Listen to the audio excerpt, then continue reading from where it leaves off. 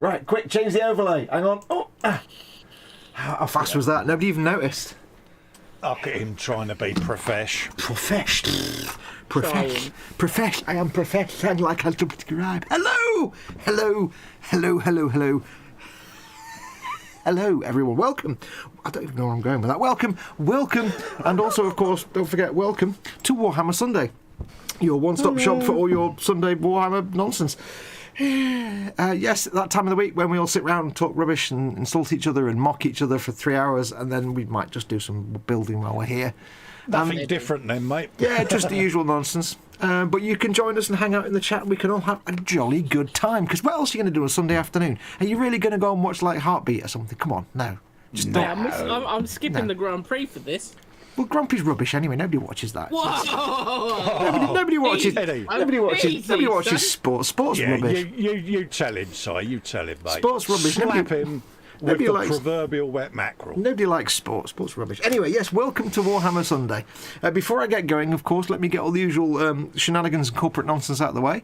First of all, a big thank you to all my corporate supporters. emodels.co.uk. and goblingaming.co.uk, your one-stop shop for all your tabletop and model making needs. Links in the description below this video, this very video. Click on those links and go to their sites and buy all the things, because it really helps my channel out, because I make a little bit of income from those commissions. So please go and click those links and buy many things from both of them. And of course, big massive thank you to my patrons and my channel members who literally support this channel directly. They pay my wages and put food on my table and make this channel alive and not dead. So big thanks to them. If you want to become a patron or a channel member and help support the channel, you can go to patreon.com/modelmakingguru, or you can, that was a bit weird, or you can press join button underneath the video and become a channel member. Either way, you'll get access to loads of free stuff, cool things, emojis as a member, or free secret content as a patron. You also get access to the 24/7 offline Zoom video hangout, where you can hang out with all the other patrons and channel members and talk about me and tell me how, and talk about me behind my back and slag me off and everything, because I'm never in there. So we do that here. We do that live, mate. Yeah, no, but the viewers don't, not to each other. We're not with each other, you know, in real words and faces. So do make sure to go and check those out. And don't forget, of course, my co-host Colin also has his Patreon, patreon.com/Festa67's workshop, and you can become a member of his channel as well. So make sure you go and do that. You get access to the same hangout. So absolutely. With me, as always, my hosts this evening are welcome to the Skeptics Guide. No, that's not right.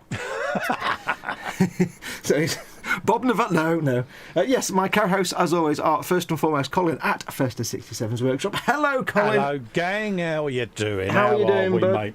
Fine, dandy, suave, windswept, and interesting, mate. Slightly scented, maybe. Yes, I am now, mate. More of a musk, I think, than a scent, maybe. Yeah, suitably refreshed with my right guard ice. Oh dear, better than the flipping Africa, whatever. Yeah, better than Lynx Africa. Lynx Africa, that's the one. And of course, now they're joining us, recently started joining us on the video telescreen type scenario. Of course, it's Si Reynolds, who is actually doing the buildy. Yeah. Hello, like a hello, Si. How you doing, Si? Yeah, I'm okay, thanks. Distinctly empty. Yes, there was pooping. There was pooping before. Why is that, mate? No, I just haven't eaten yet today. Oh, right. I thought you had been down the swimming pool and made a deposit. There was an explosive decompression, I suspect. Yeah, definitely explosive. Look at Foxx cringing, you can tell. Somebody opened the door in flight, basically. All the passengers got sucked out. Operated your vacuum tube. Why have I thought of Ted and his vacuum tube all of a sudden? Do you often think of Ted when you talk about pooping? It's not very nice. Yeah, you know. Do you think there's a blockage? No, Ted, don't look down the tube. There you go. Oh, it's a hamster. Never mind. But yes, welcome one and all. As always, we'll be sitting around for 3 hours and just mulling over things while we carry on building. We'll be cracking on with some buildy build. It's all Orks again today. Don't forget, of course, if you are watching this, come and join in the live chat. If you're not in the live chat already, it's all about hanging out. I've got the chat in front of me and we've all got chat here. Do come and join the live chat, because you get to ask us questions and insult us, and generally me, and also get involved in the conversation, and we'll go through chat in a minute. But if you're watching this... there was a slight wibble there. There was like a baked-in wibble there. No, I don't wibble. Oh yeah. I don't wibble. Generally me. Generally me. Don't cry for me, I'm already dead. It's always me. It's all about me. Give the people what they want. Absolutely. But yes, come and join. If you're watching it embedded in Facebook or Twitter or somewhere and you can't see the live chat, click on the YouTube icon on the bottom right-hand corner. That takes you to the YouTube page where you can watch and join the live chat. Where else can you insult me and the others if you want to? So come and do that. But you could do that if you became a member or a patron of Foxx or Fester's channel. Of course. Yeah, you can pay to insult us. You can insult us even more because you've paid for the privilege. You can use big words. Good pimpage there, Si. Yeah, I like that. I like that. But yes, come and join the live chat and come and hang out. I'll have a quick look at chat in a second. But before we do, I'll see what we're all working on. Today will be working on, I'm still working on my Kildaka warband. I've got 10 more boys to build, so I'm going to build 10 boys. So that's what I'm doing today, building more boys. They're all on the sprues. You're going to build 10 boys. Well, I probably won't build. I won't build 10 of them. No, you said it now. I'm That's going the to. contract. I'm You going heard to. it, guys. Verbal contract. I'm not Colin. I can't build 10 boys in half an hour. Oh, we're ball kids. Then again, I'm not Si. I don't build one boy in 6 weeks. But there you go. Yeah, but none of us are Si. I mean, he's a ledge, mate. That's true. That is true. Yes, but I'm going to be building my 10 more boys. Shut up. Colin, music's in chat. Music's in chat. Oh, good spot. Good spot. Continue. Yeah, cheers, mate. Thanks Finger for the words. heads up, Si. Colin, what are you working on today? Type faster. I'm not telling you now. Simon, what are you working on today, my dear friend? I have these 3 components. Let me put you full screen so people can see with their eyes. Which I might even get done, which are all part of this wonderful Jet, which is. What's the blue bits? Go back again. Bring that box back. Oh, the blue bits. What are the blue things? They are Sharpie to make sure that I've properly filled in gaps, and that will get sanded. And obviously, if you sand it and you can still see little blue specks, then you haven't done a good job. That's your it's your what do you call it, Cole, when you sand in a car and you do that with the primer? It's a contrast colour. Contrast colour. It's got another name, hasn't it? It's called the something coat. Oh God, what do we used to call it when you're sanding a car and you want to make sure you've got no pits? It's called a Oh, what's it called? Oh no, I've forgotten. It begins with C, doesn't it? No, it begins with a letter, but I don't know which one. Oh. Yeah. Anyway, this is what you do in model making. We used to always do it with like if you had a yellow primer, you would always ghost it over with a bit of black or whatever, and then you would flat sand everything and leave that contrast. What's it called? Yeah, it's not a contrast. It might be a contrast coat. I don't know. It's going to bug me now. God damn it. Anybody out there who does car repairs, what's it called when you put a colour down to show where you've got pits and dings? Yeah, that's what the blue bits are. Lovely. And, well, I had the Dremel out earlier to grind down some milliput. Grinding. Got milliput dust everywhere. You like a nice bit of Sunday morning grinding, don't you? Oh yeah. Colin, my dear friend. Yes, I'm going to put you full screen. What are you working on today? I am working on these bad boys, big Orks on squiggage. Squiggage. And I'm just going around detail painting rivets, bolts, fasteners and bits of metal, and so I'm just going around doing a bit of detail work on them bad boys. Good girl. Yeah. So and obviously you got the world's cutest little bomb squid. Have you named that little tiny squig yet? Can you call it? I think you should call it Twiglet. I don't know why. Twiglet. There you go then. Twiglet it is. Squiglet, because that just means little squig, but Twiglet's just silly and I don't know. Yeah, Squiglet will do. Twiglet, Squiglet. Yeah, so that's what I'm working on, mate. These bad boys. Lovely. Well, I've not started building my boys yet, so there's nothing to show. I shall have a quick look and see who is in chat, and then we'll crack on with the building. Now we will do our best to go through the chat today. Of course, before Si was on camera and doing good work, God's good work, it was just chat dollying. So we're going to be rubbish at looking at chat because we're all working today. So if we ignore you, put your chat in big fat capital letters, or you can. Might have to try and recruit a new chat dolly then. Yeah, that's possible. Yeah, we talked about that, didn't we? Yes, you can do @ModelMakingGuru at the start of your comment. That'll put an orange. You can see it there. It'll put an orange box on the chat, and I'll see it. Or you can do @Fester67's workshop as well, or @Cy. Are you Cy Reynolds or Simon? What are you on? You're Cy Reynolds. I don't know. You can do @Cy Reynolds. I'll check. Yeah, I'll but check. basically and then the YouTube name of one of us three, and it'll pop it up in orange for one of us. Yeah, what it'll be is whatever's displayed on the bottom of his chat in blue. It's size space Reynolds. Yeah. It's size space Reynolds. Yeah, but you can't put spaces in the out, so it's at size Reynolds. But yeah, do that, or you can do a super chat. You can press the dollar symbol at the bottom of the chat window, puts your comment in a coloured box. None of us can miss that then. You also get a little animation in the corner and it makes a noise, and I get a little bit of money, which is great because I can buy food. So there you go. Cy Reynolds says, model making guru arse. That's how you do it. So who's got in chat today? We have, of course, Colin and Cy and I are the first three. And Ghost Lyle is in. Says, hi everyone. Welcome, Ghost Lyle. Not seen you for a while. It's been a little while since you've been in chat. Like and subscribe. Like and subscribe, Ghost Lyle. Welcome, Yes. welcome. We have Bill Cropper's in. Hey, Bill. Welcome, welcome. Not seen you for a while Bill. either. We have Paul Ditters in. Says, greetings. Hello, Falcon mate. boy. Frankie Goes Tobywood's in. Hi everyone, welcome Frankie. Whatever you're eating, I'm sure it's delicious. I'm sure it involves a lot of meat as well, but Oh yeah, he puts Gordon Ramsay to shame, doesn't he? yeah, basically Frankie's guide to cooking is meat plus plate plus garnish. Garnish is anything that's not meat, basically. It is the correct way. Muse, of course, we know is in. Welcome, Muse. Lots of big hugs. Oh, Mama Fox passes on big hugs to you and to both of you two, by the way. Oh, lovely. And I said, Thank you, Mama Fox. and I said, is it equal to both Cy and Colin? She went, yes, equal to both of them.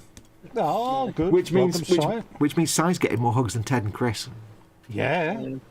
Wow. So you're privileged accept there. it. You're privileged there, Joint Si. favourite, Si. Well done, Yeah, mate. and she doesn't even know who Cy is, but she gave him equal hugs to Cole. So Oh, Chris and Ted are bound to be really yeah, miffed they're going to be now. unhappy about that. Yeah, you can come into things and go, I'm better than you. Who else we got in? Let's have a look. Festa 67's workshop is in. Yes, Hello, hugs to mate. Muse. Hello, mate. Why did I say hello, mate? That's me. Oh, bless you, Colin. Bless you, my child. He's such a spoon. Dear. And Frank, and I think we're up to date now. That's everyone in chat. Scale model. Muse says, Twigs!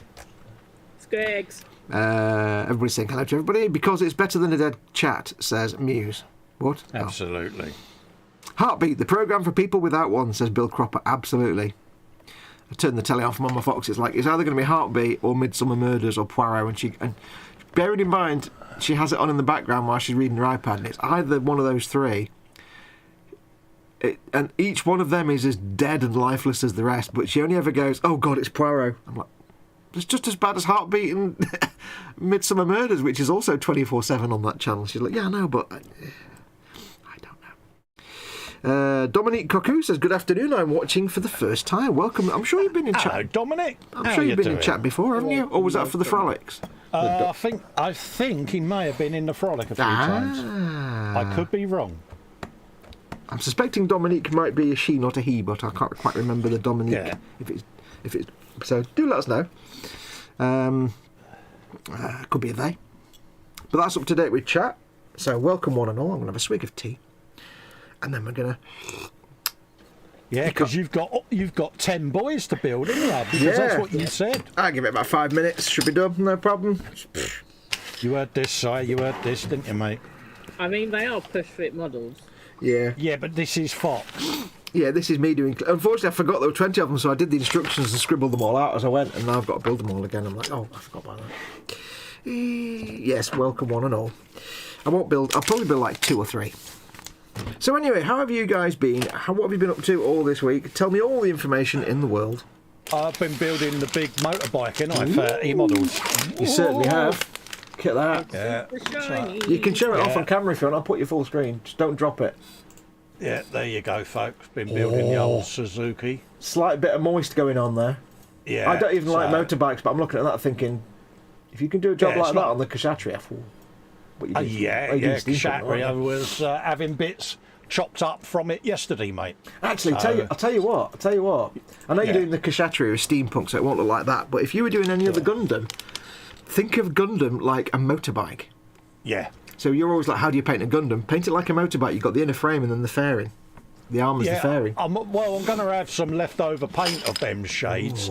So if I get another Gundam, is that what you're trying to do, isn't you? You're trying to maybe get another Gundam. No, I was just thinking, because you've often said, I don't really know how you're supposed to paint Gundam. It's like, I'm just looking at that, I'm thinking, Gunpla is motorbikes. It's just occurred to me in my brain, Gunpla is motorbikes. In the scheme of the bike, yeah. It's a frame, and you've got the armour on the outside. Yeah, I can and then do that. you ride it and fall off and hurt yourself, and you can't have a cup holder. There you go. I don't understand motorbikes. I feel that you've got a bug in your bonnet about motorbikes. No, I don't know why you choose a motorbike over a comfy seat in a car. Why? Because you get an exhilarating feeling as man and machine when you're down a windy country road, getting your knee down. Yeah, but you also potentially die every time you turn a corner. Yeah, you could die in a car as well. Yeah, but not every time you turn a corner.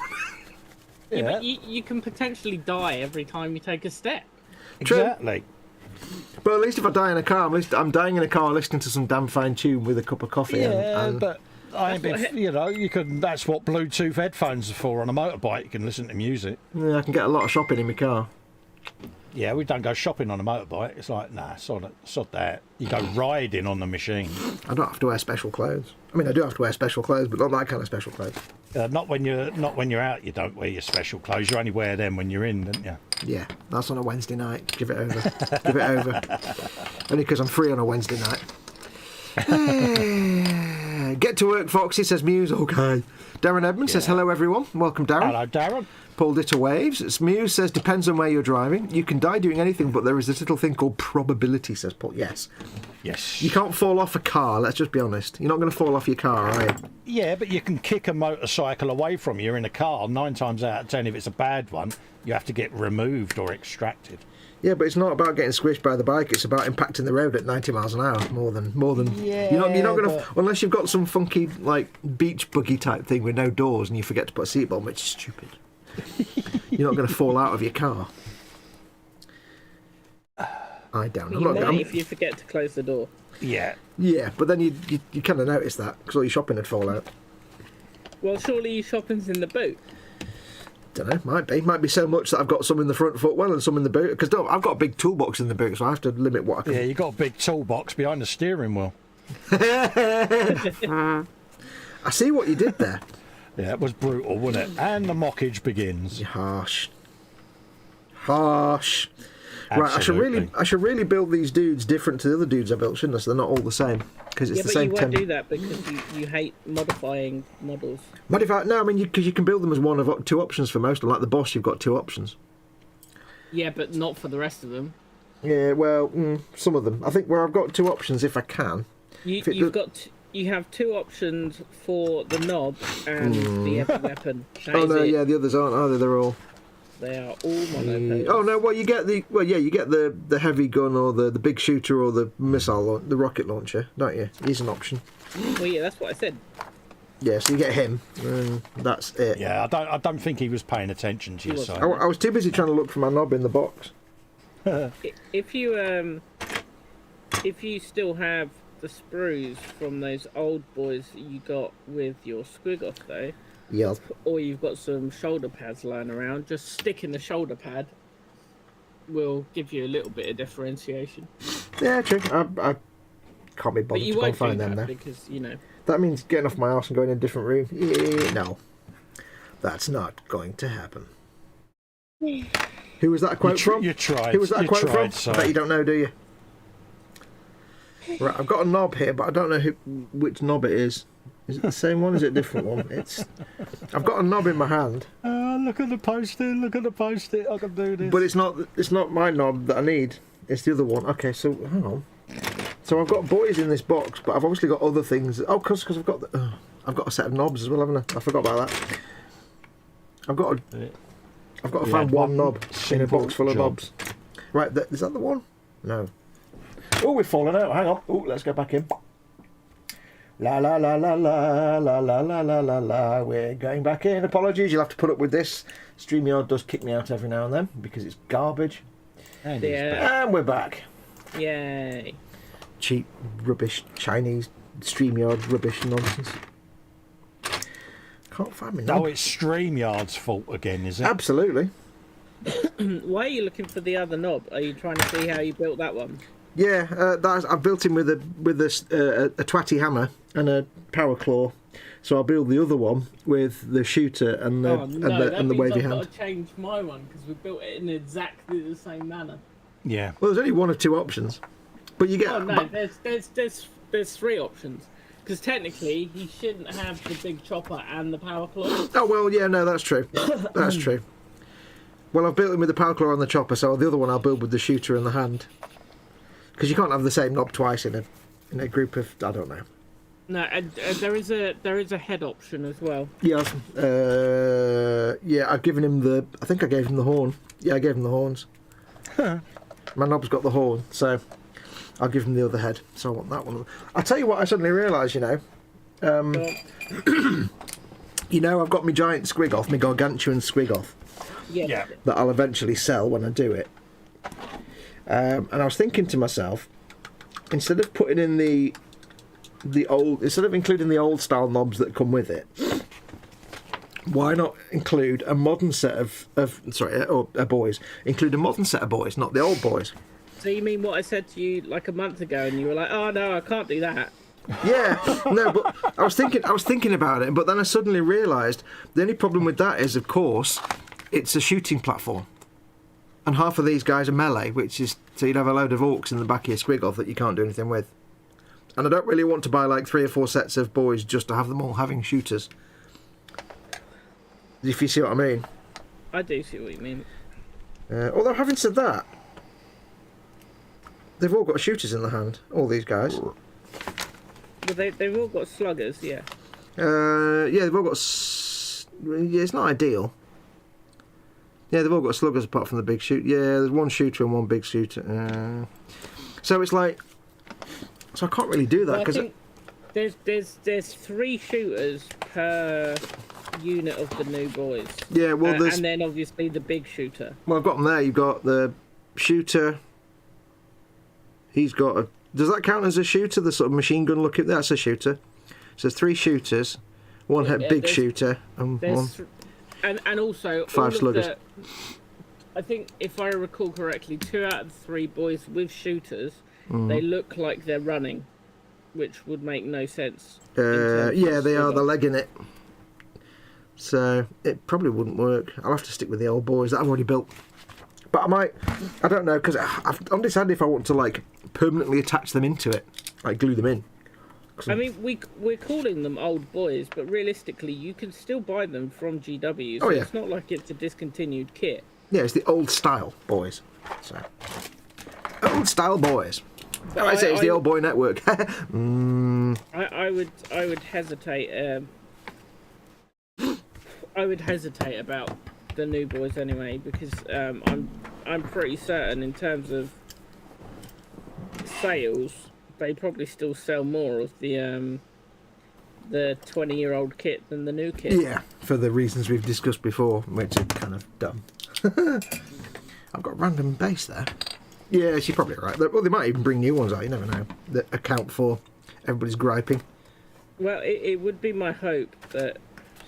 Yeah, we're talking about Games Workshop. Never bought out the paint bottles, have they? So are they likely to go back to an old tooling? Well, the problem is, these days, GW is much more about the money than serving the player base. And that is an unfortunate fact, but it is a fact. There's his gun. Sorry, so how do you feel though, Foxx, about Space Dwarves getting a release before Imperial Guard? About who? What? Space Wolves? What? Space Dwarves, i.e. squats. Oh, squats. I thought you said Space Wolves. I'm like, what have I missed? No, I don't bother at all. I've been looking at them, and I'll be honest. Having looked at them for a little while, I quite like the look of them. To be honest, I mean they're cool, and that there is. Be interesting to see what vehicles come out for them. Well, how much do you know about? Nothing. I'm guessing you've Nothing. read. Have you read the? You've not even read the Warhammer community stuff that they've put up this week. I've not read anything of any words because words are bad and evil and they make you do things. So, back. I only read colours. Squats have gone through several naming conventions. They're now known as the Leagues of Votan because GW are petrified of people stealing their names. Mm-hmm. See Chap House Saga. Yeah, that's why it's Astra Militarum. Yeah. Not Imperial Guard.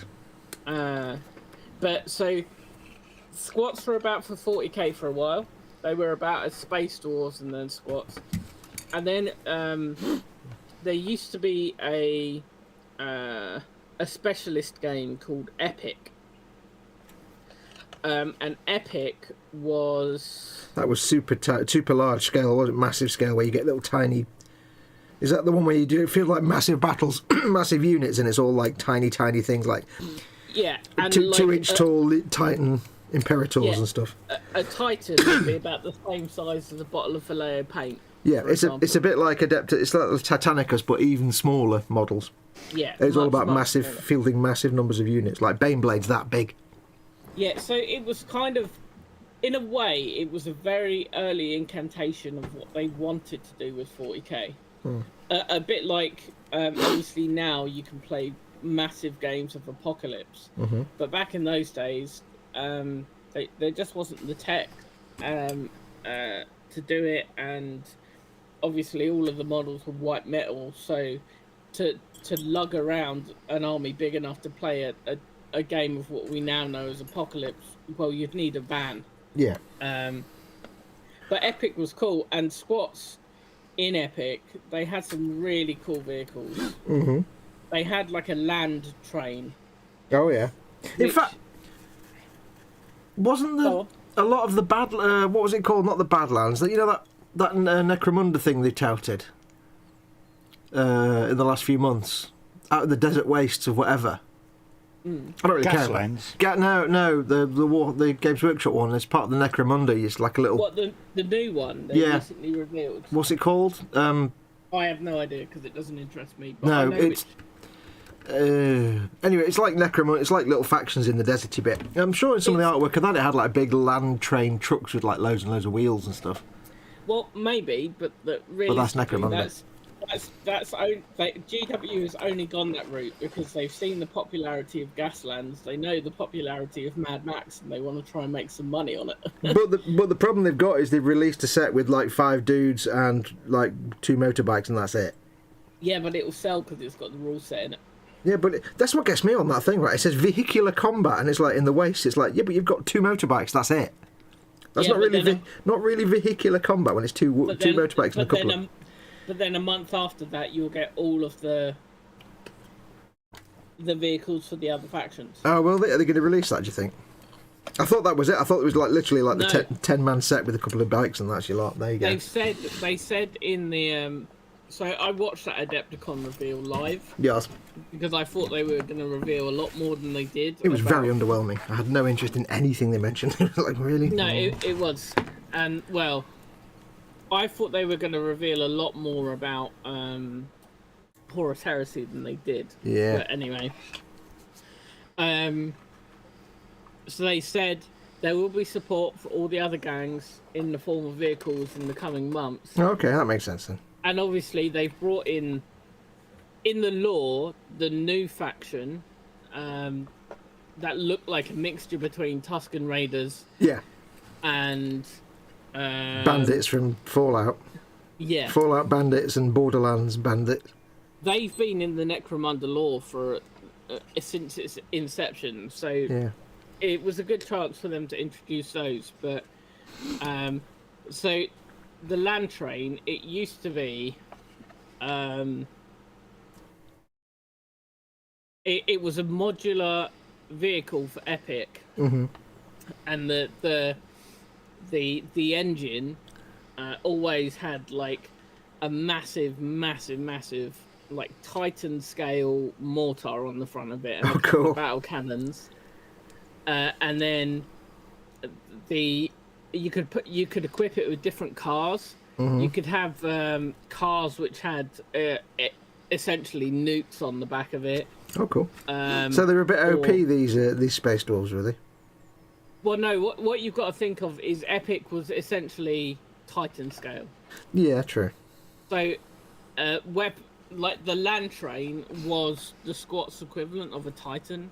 All right, but of course it was flat and small and which is quite ironic. So I don't think they'll release it for Warhammer in the scale. Like, I think they might release a kit that has the main front engine, and one car. But I think they might make the car, if they release it at all, they might make the modular so it can take one of a number of weapons, and obviously those weapons will be tamed. And also, so you can buy 5 cars and stick them all together to make a long land train. Well, potentially, but I would have thought that would get very expensive points-wise as well as financially. Yeah. Unless they do it as scenery, which would be really boring. Yeah. And then they also had exo armor, which was the equivalent of squat Terminator armor, for lack of a better word. And from the silhouettes that they've released of the upcoming miniatures, there looks to be something that is much wider. So exo armor was always quite comical because it made the squat wider than it was tall. Yeah. And one of these silhouettes fits that profile. Yeah, well, it's like stocky Tau armor, isn't it? Really? Yeah. Well, in the lore, there is a faction that's cropped up in the last few years. I think they're called the Deluge or the Deluage or something along those lines. But that is a breakaway faction of the squats that supposedly provided ion technology to the Tau, which is why if you look at the revealed squat's weapon, it looks a bit like it follows that kind of technology, as well as the exo armor. But they also had things like, like the classic dwarven things that you might big hammers. Expect. Well, I was more going along the lines of like helicopters and blimps. Those classic dwarven helicopters. What? Well, in terms of Warhammer and Age of Sigmar, if you look at the dwarves, they've always the Caharadron or whatever they're called. Airship. Yeah. So yeah, and I think in terms of the Caharadron, like you, assuming, just for 1 second, praying and assuming that the squat miniatures might be multi-part, you could get some really cool thematic armies. You really think they're going to be multi-part? They're not, are they? They're not going to be multi-part. Well, probably not. But, well, they might have a few kits that are, But you are too hopeful, young padded one. Maybe. I mean, I wasn't... When I first saw the reveal, I'm like, yeah, whatever. But now I've looked at them and I thought, you know what? They might be kind of fun to paint, and it'd be interesting to see what vehicles come out of them. So, I don't know. We'll see what comes out. There's lots of options. In terms of purely, shake the moneymaker material, I'm pretty sure that if I was to acquire, build and paint and then sell some squat stuff, it would probably sell quite nicely. So I do have a purely financial interest in that respect. Bill Croppers just reminded me in chat as well that they did used to have trikes. Oh yeah. Motorbikes. But the trikes were funny because they had weapons capable of taking down Titans. So you've got this poor little rider in the front with this gigantic plasma weapon going off above his head. He probably didn't survive. So very orcish then. Well, I guess. Yeah. But there is lots of options. Are you still with us, Cole? Yeah, I'm still with you. I'm just letting you talk, mate, because that's polite. Yeah, so purely from a business point of view, it makes sense for me to build and paint some squats because they will be the new hotness. Let's just be perfectly honest. So they will be, but the problem you're going to have, dude, is you won't get round to them until a year after they've been built. Yeah, I know, that's the problem. We'll see. if you want to actually make money off them, you need to do them as they're released. Yes. Yeah. Well, Sooner rather than later. Yeah, we'll see how it comes out. I mean, I know that, and that's the thing I'm thinking of at the minute. There is actually a picture on the. Again, I can't be bothered to roll over to the PC, but this is what the squat trikes used to look like. Oh my god, it's like trying to reverse. Everything's in reverse. Yeah, trying to do it on camera the wrong way around. Yeah, welcome to doing things on camera when you're facing the wrong way around. Turn that lamp off. There you go. But yeah, you can see what I mean. Like the poor. Oh my god, the poor driver. Colin is learning for the first time. The poor driver had this massive like melter weapon over his head. But yeah. Carl, I find it really endearing that he's learning for the first time, trying to line something up on camera, and you're like, oh no, it's the other way around, isn't it? Oh, wait, oh. Yeah. Oh yes, it's happened to us all. Yeah, you have to find your sea legs. And it's annoying because we all do it when we reverse, but when you're just trying to move the phone. Now it's second nature. We just go, yeah, look, there it is. You know, it's just like, yeah. It's like look at baby Si taking his first camera steps. Bless. I know. You can see what I mean. So this used to be the old Codex cover. So that's the front engine of a land train in the background there. Yeah. I hate the old artwork. I don't know why. This is back when they were much more dwarfy. I want to know, and this is going off topic completely. I've asked this before, but the old artwork style really just rankles me in the wrong way. And it's like, why is it that in the 1980s no one could draw? Like artwork, it's not just for Games Workshop, but any kind of thing. Like even look at video game box art. Why was everybody rubbish at art in the 1980s and early 90s? Why could no one paint and draw? They always hired like nowadays. You look at some of like the promotional artwork for games or for model kits and stuff, and it's amazing artwork, beautiful, so talented artists and realistic. But in those days, I don't understand. It's not. I'm not stressed by the quality of the artwork. It's just trying to understand why no one in the 1980s was capable of doing good artwork. Everything's like the perspective's all wrong and the colours are terrible and everybody looks like they're lobotomized, and there's always somebody looking directly at the camera going and it's because we was taught by a stoner in the 1970s. That's why. Do you think some of it comes down to improvements in available materials and mediums? No, because there were good artists in the 1980s. Obviously there were, but it's just that whenever you look at like marketing. Yeah, but what I mean is. It's the same materials.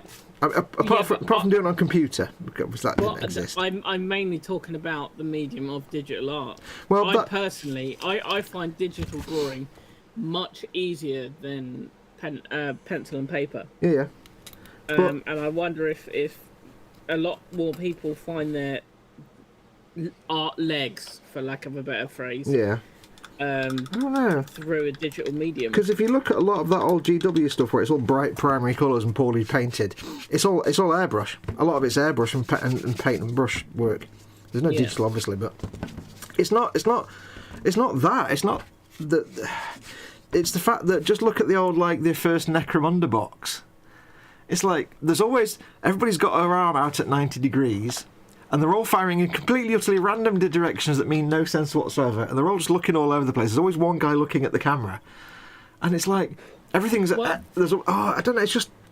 There's no sense of perspective, is there? Yeah, like you look at somebody who's got a gun and the gun's angled the wrong way and the barrel's not the... And it's like, it's just poorly drawn. It's poorly... I don't mean it's like poorly painted, they don't know the tools. It's like they can't draw very well. Yeah, but I think we was taught old school, wasn't we, with drawing your vanishing points and things like that. So you would do like your very fine lines going to your vanishing point, and then you would do your art, wouldn't you, over that? Yeah. And I think we was taught that way, and I think that's why we can still do that. But I think now it's taught differently.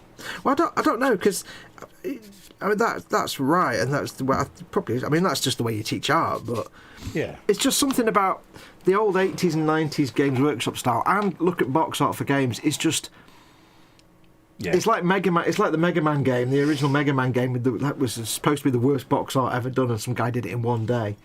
Yeah. And it's like that. No one could paint or draw or anything. They got a teenager from like a local art college to do all their artwork.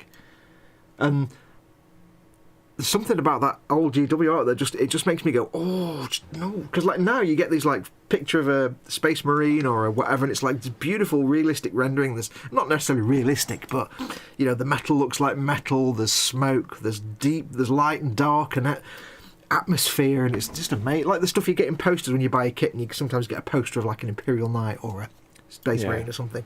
It looks fantastic. And aside from the fact it's done on computer, that aside, it's the structure of it, the way it is. I don't know what it is. It's just. Could it also be? Could it be a limitation of the technology in terms of what could be digitized?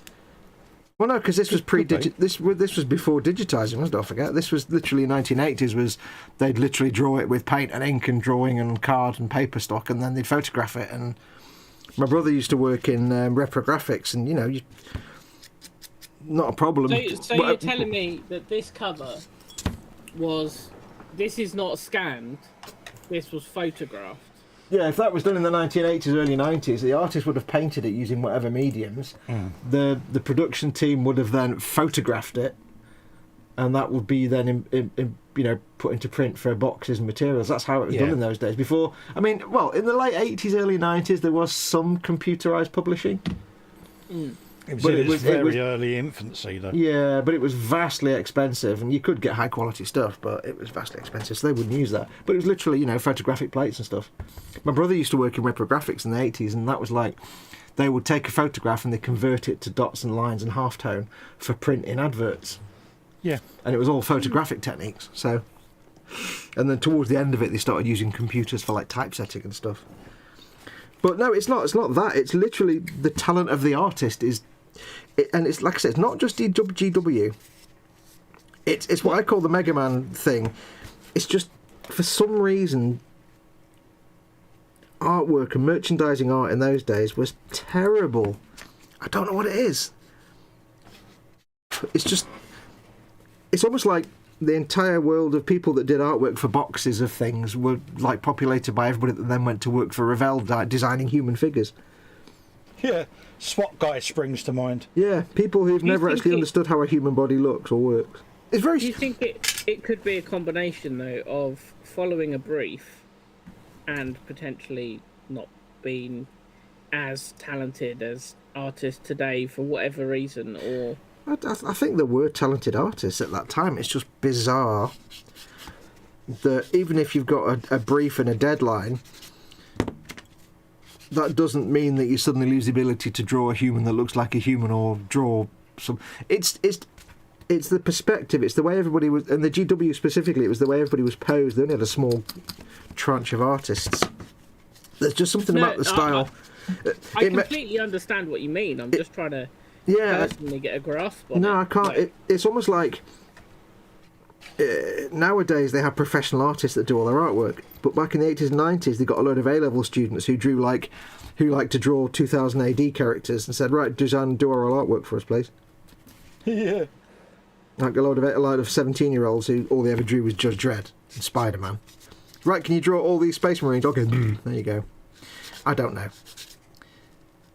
It's just something weird that I've picked up on, and I don't understand why for 10 or 20 years no one could draw. Like I say, if anybody's curious, just go and look up the original Mega Man. That's the classic example of 1980s terrible artwork. I think it has a charm to it, though. It has a certain charm to it, but it just frustrates me as well. It's like, it's very weird. In the 80s, art didn't exist, says Ghost Lyle. Plus, GW were more bothered on the miniatures and the games not selling, says Bill Cropper. I prefer a pencil for drawing, says Muse. Ash Waste, says Ghost Lyle. That's it, Ash and Waste, isn't it? Or Ash Waste, or whatever. The thing that none of us are interested in. Bill Cropper loved Epic.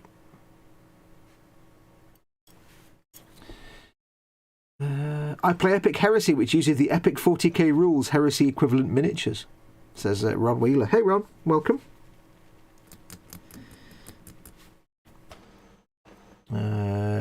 Joel Gritsin says, hello, Foxx, Colin and Cy Reynolds. Hello, Joel. Hi. In fact, he calls you Simon Reynolds, so you're obviously in trouble with Joel Grit. Oh, you're getting a Sunday school telling off voice there. What's he done, Colin, Joel? is your house preparing to take off? Who? Well, I think Cole's got the washing machine going in the background, I haven't and heard it sounds like the house is preparing to take off. I can't hear anything. Can you not? No? Oh, yeah, the wife's got the washing machine going. Oh, wow. There you go, Cole. Your terror's got worse now. Cy's got better hearing than I have. It's just at that stage in the cycle where it's like spinning as fast as it can. Yeah. So it's like the house is preparing for I'm afraid I can't do anything about that. Yes, you can't do anything about that at all. But if you can do anything about it, make sure to film it and send me the video. Yeah. I think I'm going to be brave enough to turn her washing machine off. Of course you are. I'm not asking you to turn it off. I was just making an observation. It doesn't bother me that. This is exactly the conversation I have, but it's fun listening to it from the other side. Because I normally sit there and go, duh, what noise? Yeah. Paul Ditter says, hey Colin, I whiled away a few hours replacing the LCD, the new protector and the FEP. Blimey. Oh, good man. Great fun, innit? FEP. Fepularity. Yeah. Did you tune your FEP, Paul? Tune your FEP. Now he's just going, huh? Let's see who else has come in. Apologies again, folks, if we're not catching up on chat as much as possible. Again, because we are all busy building stuff. If you want to get our attention, do put our names as at Model Making Guru, at Festivity7's Workshop, or at Cy Reynolds to get our attention. Puts it in an orange box. Or do it in capitals, or do a super chat by clicking the dollar symbol at the bottom of the chat window. Puts a coloured box around your comment, and we can't miss it then. You can see I've got my chat in front of me here, but it's hard to see when you've got lenses on. Where are we up to? Paul Di Tommaso's in. Hello, Foxx, Colin, Cy, and all in chat. How is everyone today? Hello, Hey, Paul. Hey, Paul. Welcome, Paul. Big hugs. Fine and dandy, mate. Is this an episode of Carry On Fox? Ooh, says Darren Edmonds. Hey, Darren. When I was talking about having my knob in my hands. A box full of knobs. Muse says, oh, I love having Sunday delivery options. Just got my Scale 75 Fantasy and Games paint set, and it comes with a paint rack. I love it. Ooh. Oh, nice. Not tried the Scale 75 paint. Is that the whole rack? Oh, if you've not used them before, Muse, be very careful the first time you go to squeeze out paint, because it's a gel-based medium. It's much thicker. I've not opened a pot of Scale 75 in about a year, but they always used to have little caps on. A bit like when you get a new bottle of primer, you have to take the lid off and take that little cap out. Oh, yeah. Because if you squeeze it too hard, it will explode. Why do I suspect you're speaking from experience? Don't know what you mean. Bill Cropper says, I think squares had airships too, and then says squats, not squares. Right, I'm going to call them squares from now on. Yeah, squares it is. Yeah, we're going to make space squares. The League of Squares. League of Squares. Welcome to Flatland. Square going about his square business. His flat business. I was trying to be. Just move on, dude. Yeah, I'll Just move on. I can't. My brain's not even working move now. on. Quick. La la la la la. Ghost Lyle Put it says this way, you failed miserably. Yeah, a lot of the girl. I'll start again. Ghost Lyle says a lot of the old Games Workshop models had a lot of character to them. Yeah, they were very limited in the sculpting and technology in those days, so they got quite creative and stuff. But a lot of the miniatures kind of followed the art style. That's why everybody stood with their legs akimbo and their arms up like they're in a Y pose a lot of the time. Well, it's true, isn't it? That's why you look at all the old Ork boys and they've got like legs akimbo, like feet forward all the time quite often. Yeah. There's limitations of what they could make. The old guard illustrators have moved on or died in the 60s and 70s, says Joseph Kelly. Hey, Joseph. Joseph? I always look under the lids first, says Muse. That's because you're smart, Muse. Smart. Yeah. Yeah, puts us to shame, doesn't she? Exactly. We're saying that because we're contractually obliged to do that to avoid beatings. Yeah, weird blokes. We're useless. We're the rare kind of bloke that accepts that we're useless and makes no bones about it.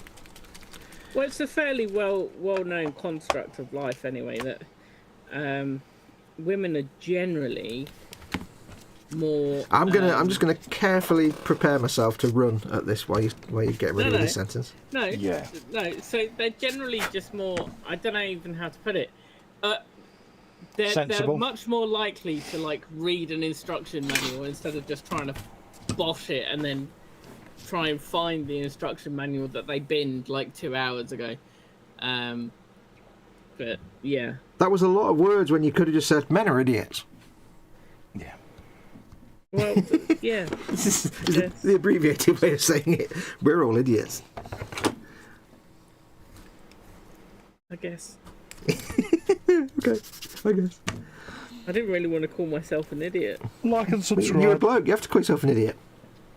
That's not true. That's what makes us endearing, you see. Or as Helen would say, it makes you something. Wouldn't have called it endearing, but it makes you something. Yeah, all right, love. I'll get me coat. We are men. We are always wrong. Well, put it this way. When she went out with me boys, she said, right, she says, you've been left home alone. You are not to go in the kitchen and touch my appliances. You are not to do this. You are not to, really? I went, love, really? Am I that bad? And all three of them went, yeah. Damn. Yeah. I stand no chance. Yeah, she doesn't just say this stuff for the fun of it, you know. She does it from 30 years of bitter experience. Years of experience have taught her. Yeah. I'm leaving you unattended and unsupervised. Yeah. Who's the fool? The bigger fool? The fool or the fool who follows him? Absolutely. And I'm like, really? No. I ain't that bad. Yeah, you are. Yeah. Candygram's in. Hey Jeff says hi. Model Making Guru Fest to Sai and everyone in chat. Hey Jeff. Hello, mate. Carl Sagan is in the building. Absolutely. Jeff Sagan is amongst us. Yep. Going about his flat business. There you go. See, now that was a better impersonation than the one you tried earlier. I know. It's because I was trying to segue from Noel speaking into Carl Sagan. Yeah. Yeah. Our little square friend, he's awfully confused. There you go. If you haven't watched it yet, go and watch the section from Carl Sagan's Cosmos about Flatland. It's all four Have you dimensions. watched The Boys yet? No. Whenever you say, if you haven't watched it yet, go and watch. That's going to be my response from now. Yeah. Next time he says to me, have you watched Castle yet, Fester? You don't watch anything I send you links to. That's when you can jump in and go... Yeah, but I haven't watched it because I've got lots of other things I'm watching. You didn't watch stuff because you just never got around to watching it. You've not even gone and watched the trailer to see if it was something that may interest you. I was busy. I had breathing to do and stuff. Oh, straws and clutches. This is the cue normally. I had to do breathing and... Yeah, this is where normally he would go, but Mama Fox has been a bit poorly and I've been tight. Yeah. No, she's fine. But I had, important things to do, like, I don't know, looking at something. Like watching Craftsman on YouTube. Yeah, well, obviously, hey, you drop everything for Craftsman. Absolutely. Absolutely. Did you order yourself a 3D printable Craftsman yet? No, not yet, mate. I totally forgot about that. Yeah. So, do you want to jump in there, mate? No, it's all right. It's too recent. There has to be like adequate time in between. What? Sorry? What? Jump in where? What? I wasn't talking about watching something. I was talking about the 3D printable Craftsman. No, I haven't yet, mate. Yeah. Because I'm useless. Well, aren't we all? Absolutely. Muse says, hey, Candy, geez, I can type. I can typing! Yeah. She's good, isn't she? Well, not on that sentence she wasn't, but hey. Or you criticising Muse, because I wouldn't have done that. I don't know. Right. There's no evidence that those words came from my mouth. Oh, there is. It's recorded on YouTube. You can't see it. You can't see my mouth though, so you can't prove it was me. Yeah, but we're putting you straight under that bus, mate. Nope. There's no evidence to confirm. We heard him say, didn't we? For all we know, one of you guys has got a soundboard, and No, you've wouldn't do copied that. my voice. See? Yeah, but if we've got a soundboard, that means that you set it at some point in time for us to record. No, it because and you could place have it on Well the have said, soundboard. Si. you could have cobbled different words together to make a sound. You see? Yeah. I've watched CSI once or twice. Okay. He really needs to get out a lot more, doesn't he? Why? The graphics are rubbish. See, I would spend my time doing that, Fox, but I'm busy listening to The Skeptic's Guide to the Universe. Good lad. A podcast which you requested that I listen to. So I thought that I would do that as I valued your opinion Yeah. and your recommendation. Excellent. So again, have you watched The Boys? Yeah, just now. Just finished watching it just now.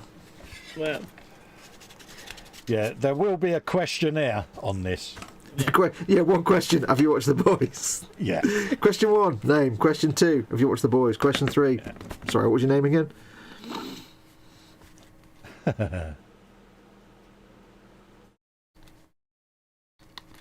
it's a shame though, because I do believe you would genuinely really enjoy it. Well, I will get round to watching it. It's just like, we finish this live stream and then I go and make dinner and then I go and have a cup of tea, and by the time I've done something, I've forgotten what we talked about and I've forgotten you even suggested it and I've forgotten it existed. Oh, yeah, as soon as this stream ends on a Sunday, mate, I'm straight next door, feet up. All right, that's my man cave duties done for the day. Yeah, anything we talk about on the stream is instantly forgotten like the moment I turn the camera off, so I'm like, Yeah, that's no worries. I've got Messenger. I'm off like eating dinner or pooping or something by that point. Yeah, it's like, no, out the man cave, no YouTube, nothing. Done. What happens on the stream stays on the stream. Yeah. Okay, we'll see about that. Yes. I'm going to message you every hour that I'm awake. Yeah. Have you watched it yet? Have you watched it yet? What's it on? Is it on Prime or is it on Disney? It's on Prime. Prime. Yeah, just message me because that way I've got reminded, haven't I? I've already. See, it's your messaged fault because you didn't send me a message to go and watch it. Ah, there you go. There you go, You've you got to see? hold his hand, Si, see? Deedle-deedle-dee. Understood. I'm a man, I don't remember things. Anyway, what did you think of The Skeptic's Guide? Did you like it? I did. It was very interesting. I've only listened to about an hour of one episode at the Yeah. moment. It can be very, very funny sometimes, especially the characters of the Novella brothers. They're very endearing. It's like Stephen Novella is the host, and he's a neurologist. I don't know if he's the oldest of the brothers, but he's like they're all basically geeks and nerds anyway. So he's like the host. Bob Novella likes nanotechnology and Halloween and has a collection of skulls in his basement. But anything to do with nanotechnology is in. Jay Novella is basically the idiot brother kind of character. He's not, but he can't pronounce anything, and he likes meat. But that's fine because we're all made out of meat. Yeah. And Cara Santa Maria. It's actually been a while since I've listened to the latest ones. It's been about a year because I've been listening to the old ones, and so I've gone back to Rebecca Watson. So I can't really remember much about Cara Santa Maria, to be perfectly honest. She's lovely. But whilst I'm tempted to go back, part of me has reservations because it's just going to be so outdated. No, it's funny because it's not. I mean, sometimes they talk about they might talk about something NASA's discovered or a physics, a thing that the CERN has done, but it's not outdated really. I mean, they don't talk about politics or anything like that. So, well, no, but in terms of scientific research and stuff, it's going to be outdated. Yeah, but it's still interesting because they discuss, they interview people and they discuss things that are still, especially when it comes to physics and stuff. A lot of the stuff they're discussing is the kind of stuff that takes decades to be fully resolved anyway. So I wouldn't worry about it. It's all kind of interesting because the way they discuss things, they do some great interviews. They've done something, and when they rip into things like creationists and stuff, it's just so funny. I was just listening to one where they're talking about some idiot that had put a date and time on the rapture because he'd done some numerology in the Bible. And this guy has a habit of doing this, and of course it didn't happen because the guy's just a chud, and it was so funny. Well, the episode that I've listened to about half of, they had a very interesting discussion on the unanimous decision by the United States Senate to adopt perennial daylight savings time, i.e., daylight savings time permanently from next year. Well, that's good. That is something that they've kvetched about for years in various podcasts. I'm sure it is. I didn't realise how much research had been done on it. Oh yeah. But yeah, and I had no idea that the US was doing that from next year. The thing is, in the US, it's a real nightmare because, over here, we've got DST. We've got daylight savings time, and it just happens twice a year. Clock go forward, clock go back, and that's it. Same across the whole UK. The difference is in the States, you've got 8 different time zones, and not every state in those time zones observes daylight savings time anyway. There's one situation where you've got, and I don't know the states, so I'm going to get this wrong. But there's one state where I think they observe daylight savings time, and then within that state there's an American Indian territory where they don't, and then there's a section in that territory where they do, and then within that is a little group where they do, and it's and there's different areas. You go from state to state, and you've got to. It can be a nightmare. Yeah. But no, I knew you'd like the Skeptic's Guide. It can be hilarious. It can be quite thought-provoking. Yeah, and they do some real fantastic interviews as well, and some of the because they used to do the Amazing Meeting every year, so they do live shows from that and stuff. It's really good. Plus James Randi's awesome because he was involved in it. So I did have a quick look at their YouTube channel. Yeah. And the Friday night streams are definitely 100% independent from the podcast. Oh, good. Because I say that because the podcast is uploaded separately from the Friday night stream. Ah, cool. So. Because I was subscribed to it, but I never watched it because I thought it was just a podcast, and I've not listened to the current podcast for about a year. I'm about a year out now because I've been catching up with the old stuff. Yeah, because effectively you could just listen to the video in the background and almost have a secondary podcast every week. But yeah, if you like Cara Santa Maria, because Cara Santa Maria is cool, but Rebecca Watson was even cooler, which is even funnier. There was one episode where somebody said something and the phrase CPs came into conversation. Something about peas and the sea, and for the rest of the show she's just there going CPs just every now and then. I love Rebecca Watson, she's awesome.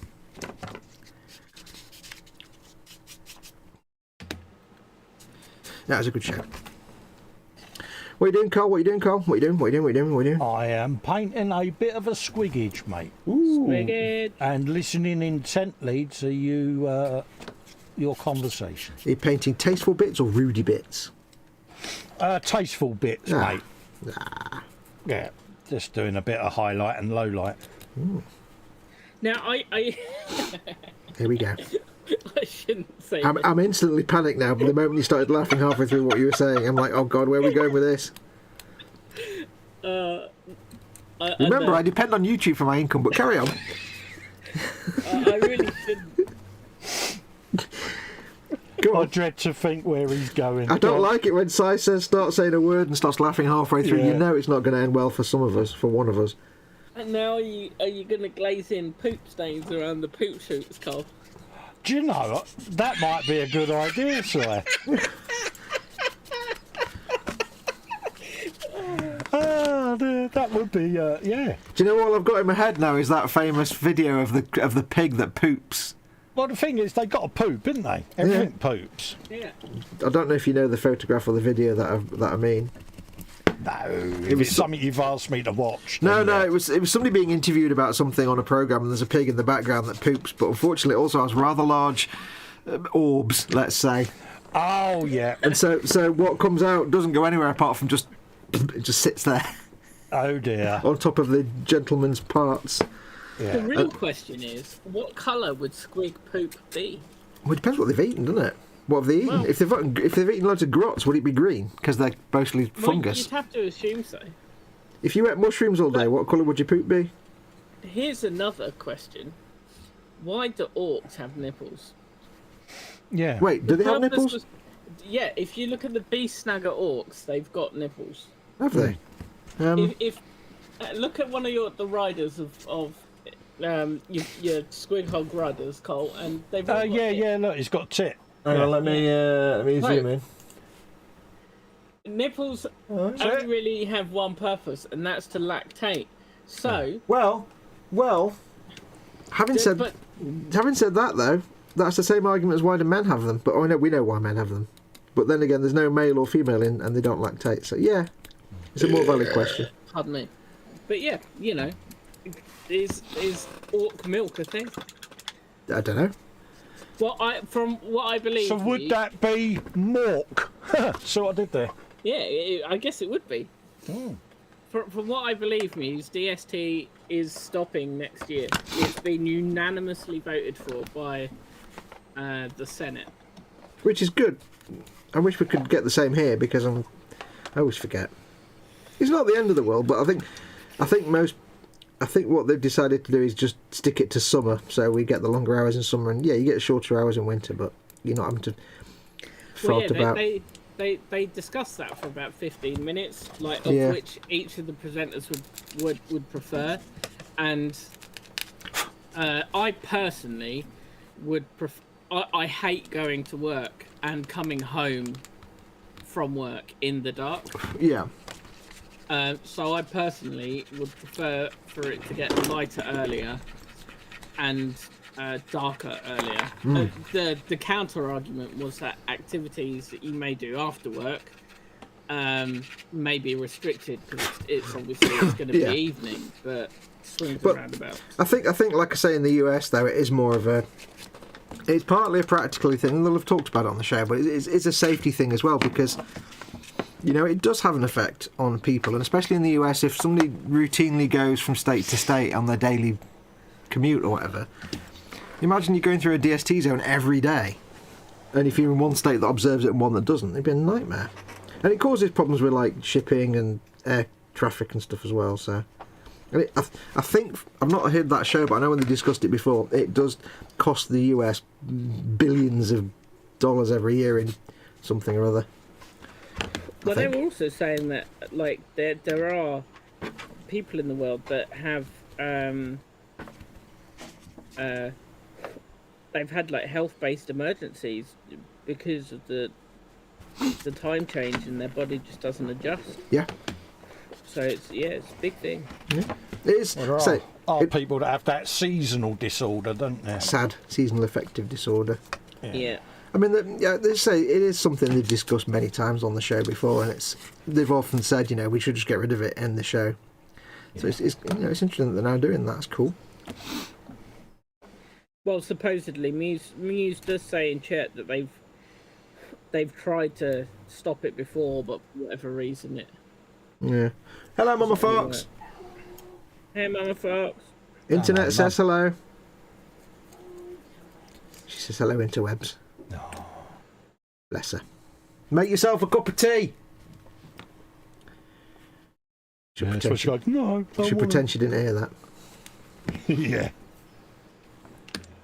I put because she has the shakes and grip issues. She can't quite like squeeze the tea bag, so she's got these like tea bag squeezing things. Yeah. So when I come and do a live stream, I say, right, I'll put the tea bag squeezers out for you. So while I'm doing my stream, make yourself a cup of tea. Because I normally take her a cup of tea every hour, keep her hydrated. And she's like, I will if I want one. I said, oi, you drink every cup of tea, I bring it every hour. Of course you'll want one. She might do. She's a good girl. I woke her up at 2 today and she was up within 10 minutes. I'm like, excellent. Oh, really? You didn't get the go away? No, yesterday she's like, I want a duvet day. And I was like, well, she's remembered the phrase duvet day, so her memory's all right, so I'm not worried. Yeah. Bless her. Because she had a cold, and then, strangely enough, once she got up and was sat downstairs with a cup of tea and Midsummer Murders, didn't really have a cold anymore. Yeah, it's funny that, isn't it? So I've got a cold, I'm not feeling too well. What do you want for lunch? Don't know. Well, I've got to nip to Tesco's. Can I have sushi? Okay, so you're fine then, are you? Yeah. So she had sushi for dinner last night because she was poorly sick, but not sick enough that she couldn't eat sushi and donuts. Yeah. So that kind of cold. Is it? Yeah, she knows, mate. Yeah, it's like a 5-year-old. She knows. Can't go to school today. Well, it's good, Mum, because you're 83. Yeah.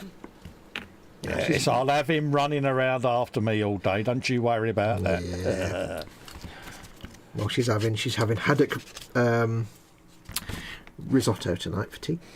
Oh, bless her. Never really been a fan of risottos. Don't know why. It's just rice and stuff. Stock and whatnot. I'm a fan of them for Mama Fox because it's like 5 minutes in the microwave and that's the tea done for her. And she eats them, so she likes it. I love orzo, which is a pasta version in essence of a risotto, but I don't know. I've just never got on with risottos. I'll tell you what I've suddenly developed a strong liking for. Is I found local to me is a Lebanese takeaway. Oh, nice. And it's like Lebanese and Turkish and all other things as well. It's not just Lebanese. Now, I can't tell you what I've had because I have no idea. The words, the name, they just make no sense. The only thing I recognised was baklava as one of my desserts, which is really nice. I like that. It's like your filo pastry and your baklava is amazing. It is. It's like, is it like choux pastry or filo pastry? It's got your pistachios and your It's dates. filo pastry with pistachios and then I think it's got like date meat in it or something. Some of them might.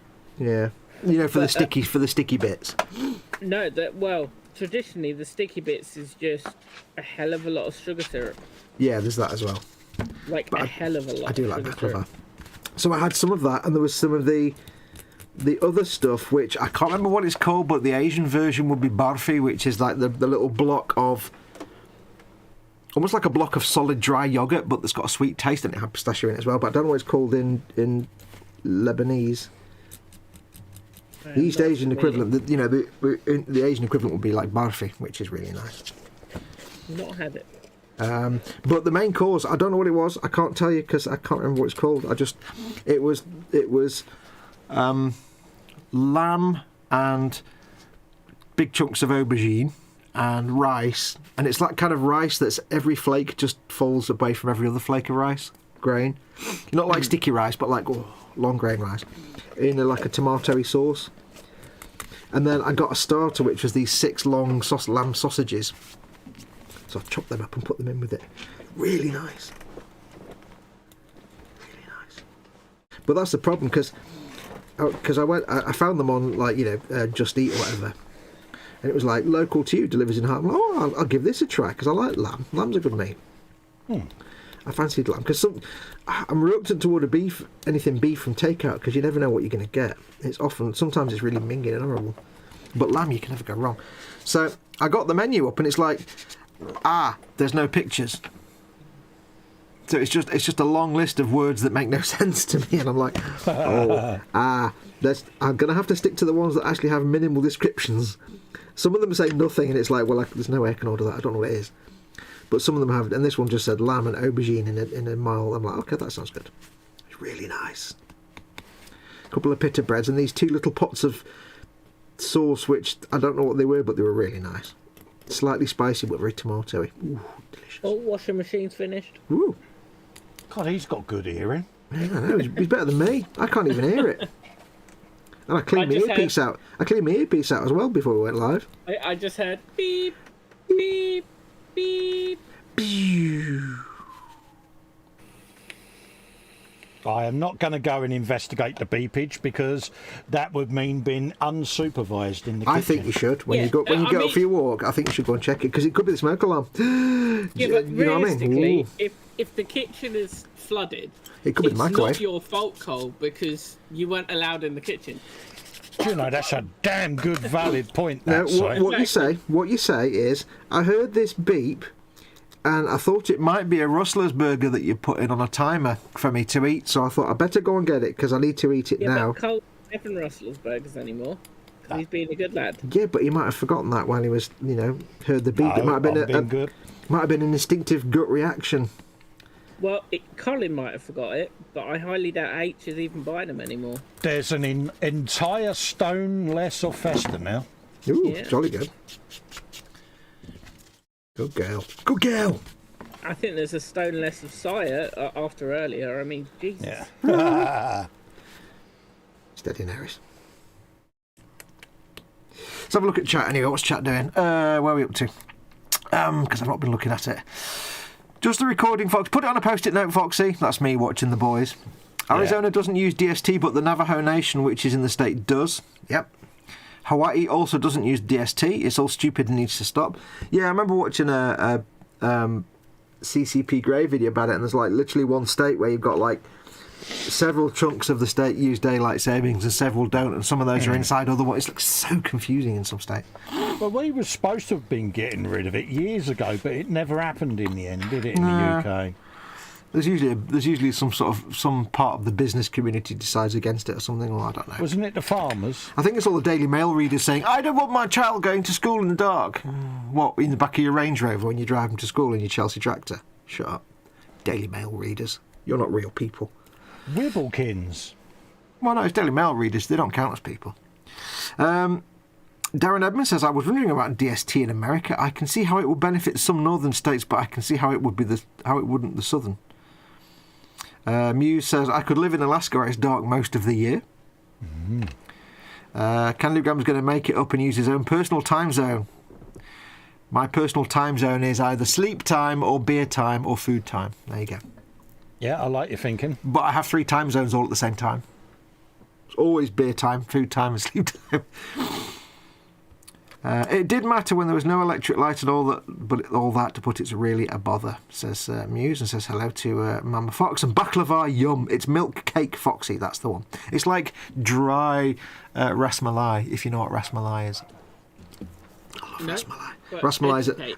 Ras malai is another sort of Asian dessert, Indian dessert. Oh, so nice. There's near me in Manchester. There's a place in Manchester that's known for its curry. It's Curry Mile, called Rush Home, and there's a few places. There's one restaurant called Sanham's, and it's split into 2 halves. The first half is the traditional sit-down restaurant bit, and the second half is just this room dedicated to desserts. And if you order like an Indian takeaway, it's the dessert on an Indian takeaway is normally ice cream, milkshake, or yogurt. That's it, or whatever. If you go to an actual restaurant, some of the sort of Asian desserts, East Asian desserts. Oh, is that all they do? No, desserts? It's a proper restaurant, but they have a dedicated part of it just for desserts, and they have they have the ras malai, they have gulab jamun. Oh, gulab jamun! Oh, Christ! Oh, imagine I give you a hot plate that's about 2 foot square, hot, and I give you. I can't tell you what it is, but imagine a very thick viscous liquid that's like honey and sugar and lots of other things like honey and sugar. Now imagine you've got like it's almost like imagine like a bottle of golden syrup, and you go like that, but you make a squiggly pattern. Yeah. Like that. The moment it hits the hot plate, it fries. Ooh. And then you lift it off, and whatever squiggly pattern you've drawn, it's a solid chunk of sugar, basically made in. Oh, nice. It's like a squiggly pattern, and they're literally about 2 foot square and bright orange. And if you eat one, all your teeth will fall out and you will die of a heart attack. But they're so nice. I ate 3 once and I was violently ill the next day because I was just had too much sugary goodness. Mango Lassie, says Muse. Oh, I love Mango Lassie. Do you like the salted or the sweet Mango Lassie they Muse? I can never quite decide which one I prefer. Yes, they got loads of like barfi and gulab jamun and ras malai. Oh, much better than traditional Western dessert, which is ice cream or strawberry pudding or something. Yeah. It's weird is that some of the desserts are actually savoury, but they're really nice. A lot of the ones with like pistachio, like the barfi and stuff, they're kind of almost savoury and not quite sweet, but they're really nice. Where are we up to? Why not split the hour difference in half and have the time remain that always, says Paul Di Tommaso. Yeah. Yeah, it's good. It's a good theory, mate. Muse says Mango Lassie, not milkshake ever. No, if you do like a order it online or phone up takeaway, like a curry house takeaway, not a restaurant here in the UK, they have just really crappy desserts, like literally a slice of chocolate cake or a pot of ice cream or a milkshake, which is literally a milkshake. They don't do actual Indian desserts. They just have generic desserts that you get in any takeaway, basically. But if you go to a proper Indian restaurant over here, not all of them will, but a lot of them, some of them do have proper Indian or Pakistani or Bengali desserts and savouries. we've got one about 100 yards from where I'm sitting, and it is absolutely gorgeous. Yep. Eat stuff. Oh, mate. Like I want an Indian now. a proper Indian restaurant does proper desserts. But again, it does depend on the owners, whether they're Indian or Pakistani or Bengali, or they're from Yemen. Yeah. Or even we had like on one of my roads we had two Indian takeaways, and one of them did really nice like lamb, Yeah. and bizarrely beef, which they shouldn't do, and one of them did really bad beef. Yeah. I went into the one that did really good beef, and I tell you what, I said, sorry, lambs, I should say. I said, I've had lamb karahi from you guys and from them down the road, and I've got to say yours is vastly better. And he went, yeah, they're Sikhs. They can't cook. Oh, right. I'm like, oh, is that what it's about? He said, yeah, they can't cook meat. They don't know what they're doing. He said, our meat's better. He said, the Sikhs, and they're also Bengalis, so they don't really do meat very well. Oh dear. There's Yeah. a bit of Nice to see the rivalry still hasn't ended. different types of cooking, so... I love mango. Either way is fine, says Muse. Yeah, I prefer the sweet. And it's not many restaurants even over here where you'd actually get lassi anyway. It's certainly... where you get a restaurant that sells mango lassi, they're certainly often surprised when you order it, because not many people... Most of the time in a restaurant here you get 5 blokes going and want beer and curry, and that's it, thanks. So... My local restaurants are always quite happy when you order proper thing. There used to be. The thing you have to remember about curry houses in the UK, like, proper sit-down restaurants, is a lot of them just pander to the British appetite. Well, yeah, because Indian food in the UK is heavily bastardised. Yeah, it's like Chinese takeaways. It's not, Chinese people wouldn't eat that crap anyway normally. No. A lot of it's made up for the Western palate, but so you go in and you have your lamb tikka and all this, that, and the other. And a lot of it's just Westernised, anglicised for the customers. But there used to be, when I used to have a little recording studio in Manchester city centre. Just down the road, there's a little street in Manchester called Tib Street. And it's kind of round the back. It's like a little back street.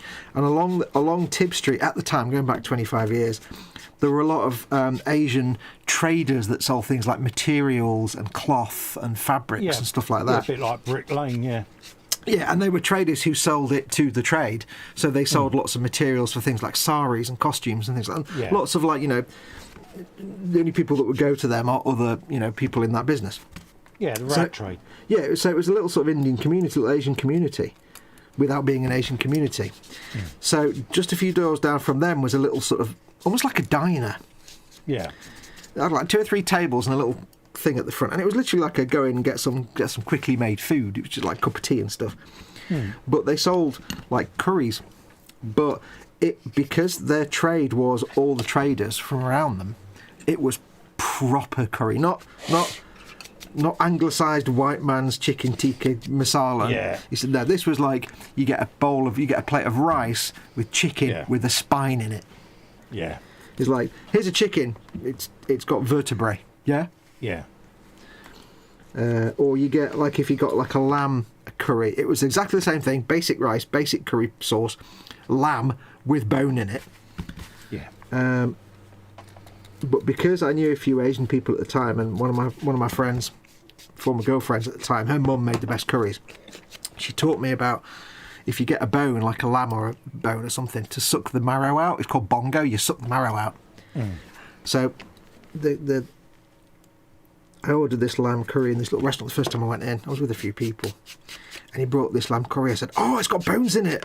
Have they got the bongo in it?" And the guy went, "You know about that?" I said, "Yeah." He said, "Yeah." He was quite surprised because the white guy sat there asking about the marrow in the bones. He was quite taken. So yeah, it's proper. And the best thing was, you could buy an entire curry and a big massive jug of mango lassi for like £2.50. Oh yeah. And this is back in the 90s. It was like, oh, fantastic. So If you want a decent Chinese meal, go to Chinatown. Yep. So yeah, it was don't go off the beaten path basically for the place where the actual people that own the restaurants go. That's where you want to go. Yeah. So that was great. I do miss. I used to like if I was at the studio, I'd go there at least once a day for my lunch. Oh, Yeah. fantastic. Dead simple. It was literally rice, sauce, meat, a pitta, and your jug of mango lassi is like £2 or £3. Yeah. Andy McLeish is. I think a bit slow on the uptake because he says, "Hang on, is that a Cy Reynolds I see there?" Tad slow. It is a Cy Reynolds. Nothing Andy. gets past Andy, does it? Eventually. Mm-hmm. Hey Andy. Hey, buddy. Where are we up to? Andy McLeish says, "At Underdog Painting, Bazza as I live and breathe." Have I missed Underdog? Absolutely. Have I missed him coming in chat? Oh, Bazza, I haven't Yeah. seen Oh yeah, him. he's there. He says, "Hey lads and lasses, hope you're all okay." Sorry, buddy, I missed you there. Hello, Baz. How you doing, mate? We are crap about the chat since Cy Reynolds abandoned us and no longer our chat dolly. Yeah, for me that would have involved scrolling up. Yeah, mate. and me as well. So, hey, buddy, apologies we missed you. I haven't looked at my tablet so long. It went Yeah, I know. back Just onto saying, you were a great, standby. you were a great chat squig until you suddenly weren't. You were telling me to get a camera at my bench. I know. We are grateful that you did, because now people get to enjoy you. Absolutely. That sounds kind of invasive. It did sound a bit wrong. Scale Model Muse says about curries, westernised equals ruined. Yeah, pretty much. Absolutely, you bang on there, Muse. Are you having your walk around, Cole? Yeah, I'm stood up now, Oh, mate. good girl. Yeah. I'll reset the alarm. Stop the clock! Stop the clock! That was a bit I'm of just going Annika, to quickly go and make a brew, folks. bit of Annika Rice there for you.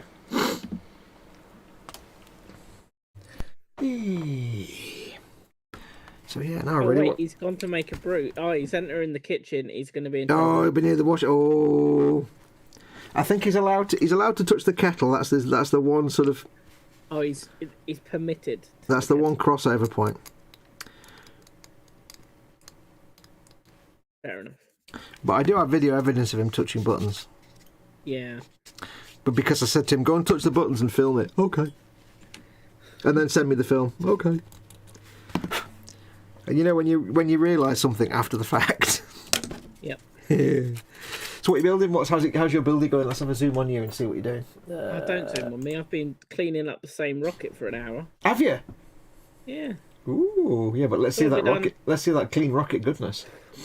Well, it's just a rocket, isn't it? How do you clean Just up for a an rocket. hour? Because there's lots of mold lines on it. And I'll put it down and have a vape, and I've been nattering and stuff. So Nah. I mean, I'm pretty fussy with my mode lines, but I'm not that bad. Time to do laps. Cole says Muse. Dave's in Model Maker Dave's workshop. Hey Dave, welcome. hey, Dave. Thanks for stopping by, buddy. You just missed Colin. He's gone for a wander and a cup of tea. He'll be back in a minute. So anyway, we've not asked the question yet, have we, at all, to our chat friends? No, we've been talking about food, which Yeah. you know. So people in chat, the most important question. Bench and belly. What's on your bench, what you're working on, and what's in your belly? What have you had for your dinner, or what are you going to have for your dinner? Bench doesn't have to be a model kit, it can be anything. It's just something to talk about. So it could be a drawing project, you could be putting shelves up, you could be building a Detolf cabinet, you could be mowing the grass, doesn't matter. What's your creative thing, and what's in your belly? What you're nomming on today. Andy McLeish says, I know you've missed my presence. My magnificence knows no bounds. Who am I kidding? You've missed me like a hole in the head.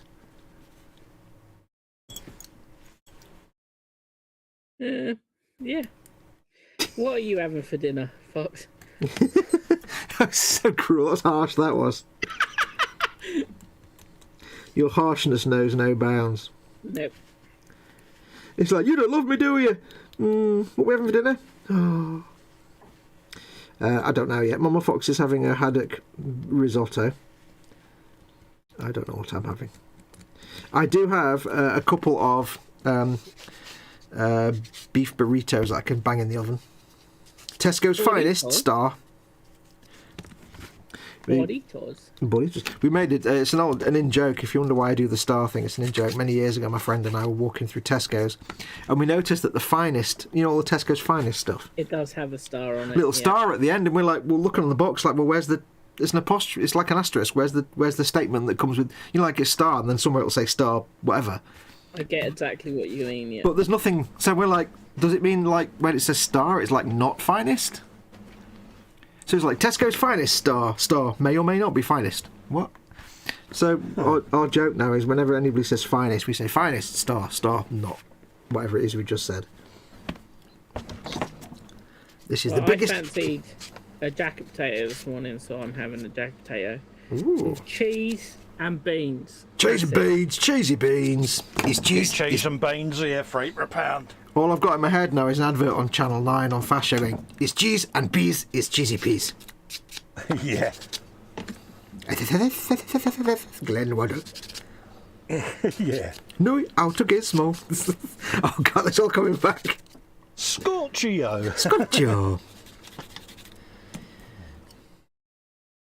You haven't seen me, right? This week I have been mostly in Terra Masalata. The one I used to like was the dad. The competitive dad one. God, yeah. Come on, Toby. And, no matter what the kid did, the dad had to beat him. My mate was like that.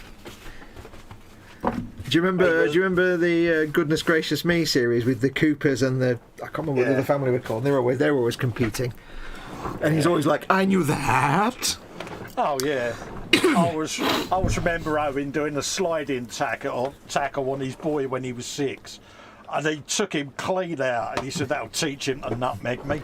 I'm like, dude, he's 6. He went, yeah, but he nutmegged me and got the ball past us. Can't have that. I was like, really? Dave says belly southern fried chicken served with crinkle cut potato with an E on the end, a strip nice. and baked beans. Dessert is that's just a dessert, isn't it? Dessert is Jaffa nuts. I had Jaffa nuts once, but the doctor gave me some pills, and I had to sit differently for a bit. And he says bench nothing. What are Jaffa nuts? It's like a donut. That's a Jaffa cake. Yeah, Jaffa donuts. Jaffa nut. He also says, Andy McLeish says, Colin has gone for a wander, a fish called. See what he did there. Muse says, I had scrambled eggs with my coffee. Dad actually cooked something. Bench is lots of new paint and my egg plane that I hope to work on later today. Oh, good girl. Andy McLeish says that you're off the Christmas list, Si Reynolds. Oh. But Mama Foxx loves you just as much as Colin, so there you go. Yeah. And you get to mock Chris and Ted because, they're never Mama Fox's favourite. Because at the end of the day, it doesn't matter what Andy McLeish or anybody says to you, you got the same hug as Colin did, which means you're in with Mama Foxx better than Colin and better than Chris and Ted. Oh, and she doesn't even know you. Nice. There you go, you see. Yeah, Ted doesn't get his bottom lip out when he realises he's not Mama Fox's favourite. Activate smug mode. A proper, I didn't want to be the favourite anyway. Leave it, Ted. Come on now. Step away from the sharp things. Yeah. Candygram Jeff says, Bench, preparing a resin print of a TIE fighter pilot's arm, comm unit for Mrs. Candygram for Mongo's costume. Belly, and omelette and coffee. You can't just say omelette. You need to give us the details. What kind of omelette? I don't like omelettes. The thing is, I like scrambled egg, but omelettes make me heave. The taste of the egg makes me heave. I don't know why. I don't know why that should be a thing. But if I eat omelette, I just kind of. You can eat scrambled eggs, but an omelette is too eggy. I know. It's just I don't know what it is. I think it's because on omelette you get the crispy bits where it goes brown. Maybe it's that bit I don't like. What? Sometimes you get like the brown if it's been in the frying pan. That means you're heavily overcooking an No, omelette. I don't cook them. I don't eat them. But like when you've had an omelette, sometimes you get a little bit of a brown. Like you get on a pancake, you get the brown patch. No, that's heavily overcooked. But anyway, omelettes. I don't know. I don't know what it is, but they make me heave. Don't like them. Omelets should not be brown. It's like quiche. Quiche. Well, apart from quiche makes me die of boredom. Quiche makes me heave a bit as well. Again, it's the egg. But Could you imagine Foxx trying to have a blue steak? I love blue steak. I prefer my steak blue. Oh, really? That surprises me. Yeah, I went into a pub once and ordered blue steak, and the actual landlord came out and says, "You do realise that means it's not really cooked?" And I said, "I know what it is." He went, Yeah, normally the chef will come out and say, "Are you really sure that's what you want?" Yeah, the landlord was the shit, and he's like, "You know," and I said, "Yeah, I know what it is." He went, "Brilliant, I'll smack its arse, stick it on a plate." He went, "Yep, there you go." Absolutely. If I can prod the steak and it moves back at me, then that's blue enough. Yeah, exactly. No, I love blue steak. Muse is still waiting for the resin piece order from Scale 75. The Bobbins, hey Bobbins, says squeezy cheesy peas. Tesco's finest Star may or may not be the finest anything. It may just be the same thing you buy from M&S, says Andy McLeish, but cheaper. Andy McLeish says Bench still fighting a 3D printer. It refuses to adhere to the build plate. It may be base adhesion, leveling, or I need Rain-X. Yeah, I tend to use Rain-X. I sent you some settings on an email. And people wonder why I don't want a 3D printer. But Given it's my one of ineptness. them. It depends on your environment as well. Given my ineptitude, the worst thing I could ever do is get a 3D printer. Frankie Ghost Hobbywood says, here we go, Belly, for lunch I had potatoes and green asparagus with parmesan and garlic. Ooh. Oh, nice. For dinner, a simple sandwich. You can't just say a simple sandwich. Come on, Frankie. You know how it works, Frankie. And we know what a simple sandwich for Frankie is. That's like 18 different forms of meat. So we need to know what this simple sandwich was. Bench back on a very dusty Revell Audi R8. Nice. Paul Di Tommaso, I am having for lunch a spicy chicken noodle bowl, buttered toast, and a couple of glazed donuts. Ooh. What's the protein in the spicy noodle bowl? What kind of the noodles? What kind of soup? I need to know. Well, it says spicy chicken for a start. That'll be the protein. Well, you didn't say that. You I just said spicy noodle. I said spicy chicken noodle bowl. No, you just said spicy noodle bowl. I'm sure I said chicken. Did I not say chicken? 100%. Did I just completely miss a word? You did. Spicy chicken noodle bowl. I don't know. It could be one of them Korean ones with unspecified hotness. Potentially. Oh, the ones that blow your arsehole out. Yeah, because my friend got me a big... somebody sent me a big box of like loads of packs of Korean noodle packs. Some of them I recognised and some didn't, but sometimes it's like, I want to eat them, but I don't want the spiciness because it's like a hot day or whatever. So, but you don't know because it just says soup base on it, and you don't know whether it's hot or not. Wasn't that Paul Stewart? No, that was a while ago, that one. Yeah. I think it was from my friend Martin for my birthday, sent me a box of packs. Yeah. But sometimes it's just like, it'll say spicy, but sometimes, of course, it doesn't, and you don't. So you have to dip your finger in the powder and taste it to see if it's hot or spicy or not. Darren Edmonds says, Bench still working on my Ural motorbike... hang on. I'm still working on my Ural motorbike, comma, belly... Unless it's a motorbike belly. Belly, Chinese takeaway, beef and black bean sauce and special fried rice. Ooh. Now, at this time of day, is that fresh takeaway or is it last night's takeaway? Because it's only 6 o'clock. That could be last night's leftovers. Ooh, microwave to perfection. That's disgusting. Dominique Cuckoo says, I mainly make 1/35th scale military stuff and I'm now working on a Volkswagen Golf 2 scale 1/24th. And I ate tomato soup. Ooh. Tomato soup's quite like tomato soup. Nah, dirty. It's good to put stuff in. Dirty. What do you mean dirty? Dirty. What's wrong with tomato soup? And it's not exciting, but it's all right. If you put pasta in it and other things, if you put pasta and meat in it. Why don't you just buy meat and tomato sauce in? If you say that becomes a spaghetti bolognese, I will. No. But you like. Sometimes I'll get a soup sometimes I'll get a soup, but I want something more than just soup, so I'll put some pasta in it. Like get some macaroni and just do the macaroni and dump it in the soup, so you've got at least some lumps in your soup. Tomato soup's a bit. You do student soup. Yeah. You? Add some macaroni to a can of soup, and you've got twice as much food. I always get asked if I want my steak that blue, says Muse. Ew, cold bloody meat, no thanks, says Paul. Oh, it's not cold. It is cooked. It's just... Yeah, it's pretty much just slapped one side, picked up, slapped the other, goes on the plate. It's basically cooked to be safe to eat, but it's most of the cooking is on the outside. It doesn't work all the way through, but it's cooked fully all the way through. It's just safe enough to eat. Candygram says, omelette was comprised of egg whites, nutritional yeast, he's going deliberate here, Egg whites, nutritional yeast, milled flaxseed, protein powder from whey, sweet peppers, mushrooms, spinach with slices of tomato on top. Delicious, and the dogs adore it. He's good. Yeah, we didn't need the breakdown for the actual omelette bit, but I like it. Point made. So, nutritional yeast. Are you a vegan, Mr. Jeff? I think Just out he of is. interest. Because of course nutritional yeast is what vegans use as a cheese approximation, is it not? Like as a cheesy flavour, I believe. How is nutritional yeast different to actual yeast? Or Well, it's nutritional. Well, yeast is. Wait, no. I mean, It's in the name.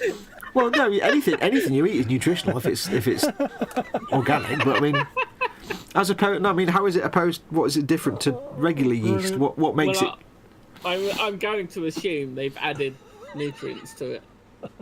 Or does it mean it's yeast that you eat rather than yeast that you use to facilitate a process? If you know what I mean. Because if you eat just normal yeast, it'd be nutritional because it's a life form, isn't it? So. Yeah, don't but know. there's I don't know. Maybe Jeff can clue us in. Yeah, tell us how is nutritional yeast separate to yeast? And if you're a vegan, you wouldn't eat yeast.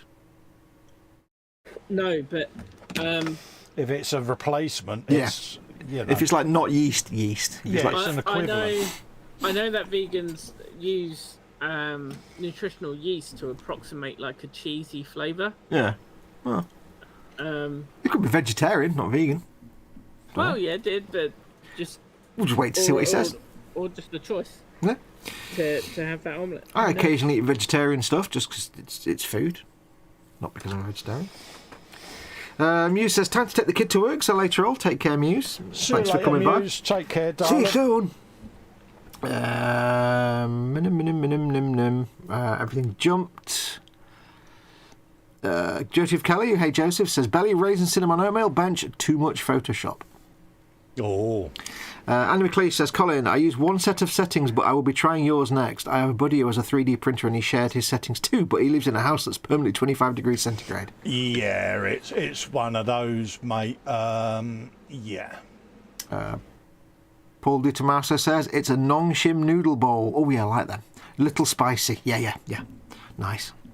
I've quite a few ones I've got of non-shim. Frankie Gosover says, haha, Fox, simple sandwich means only one kind of meat today. Like an entire half cow or something. 2 slices of bread with a thick layer from a big boomstick. You know what it means.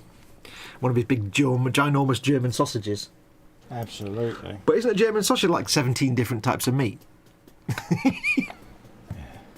Yeah, but it's sold as just a sausage. So German sausage, combining 8 animals into one. When one animal is not enough. Candygram, Jeff and Andy are talking about 3D printers. Candygram says, Jeff says, I am not a vegan, but I eat a mostly vegetable diet. I do enjoy meat now and again. I use a nutritional yeast mainly because it makes egg whites turn into a nice yellow colour. There you go. Awesome. I'm up to date with chat, so I'll do some building now.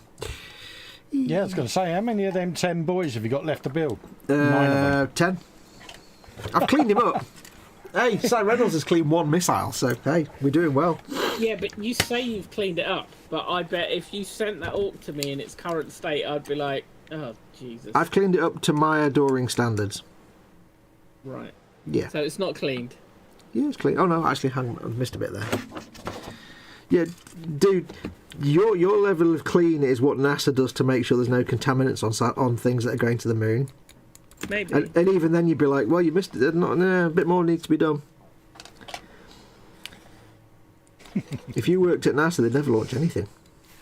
But the way I see it, the longer it takes me to do something, the more I'm getting to size level of talent.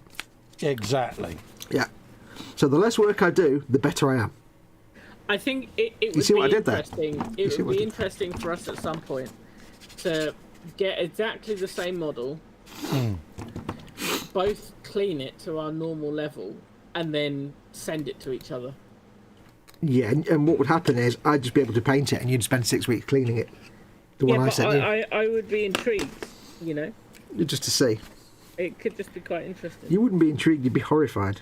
Like I I fully cleaned up to what I would class as like I could prime and paint to a competition level. Yeah. A Gazgol model last year, which I then didn't really want, so I sold it to Raging Bassist. Oh yeah.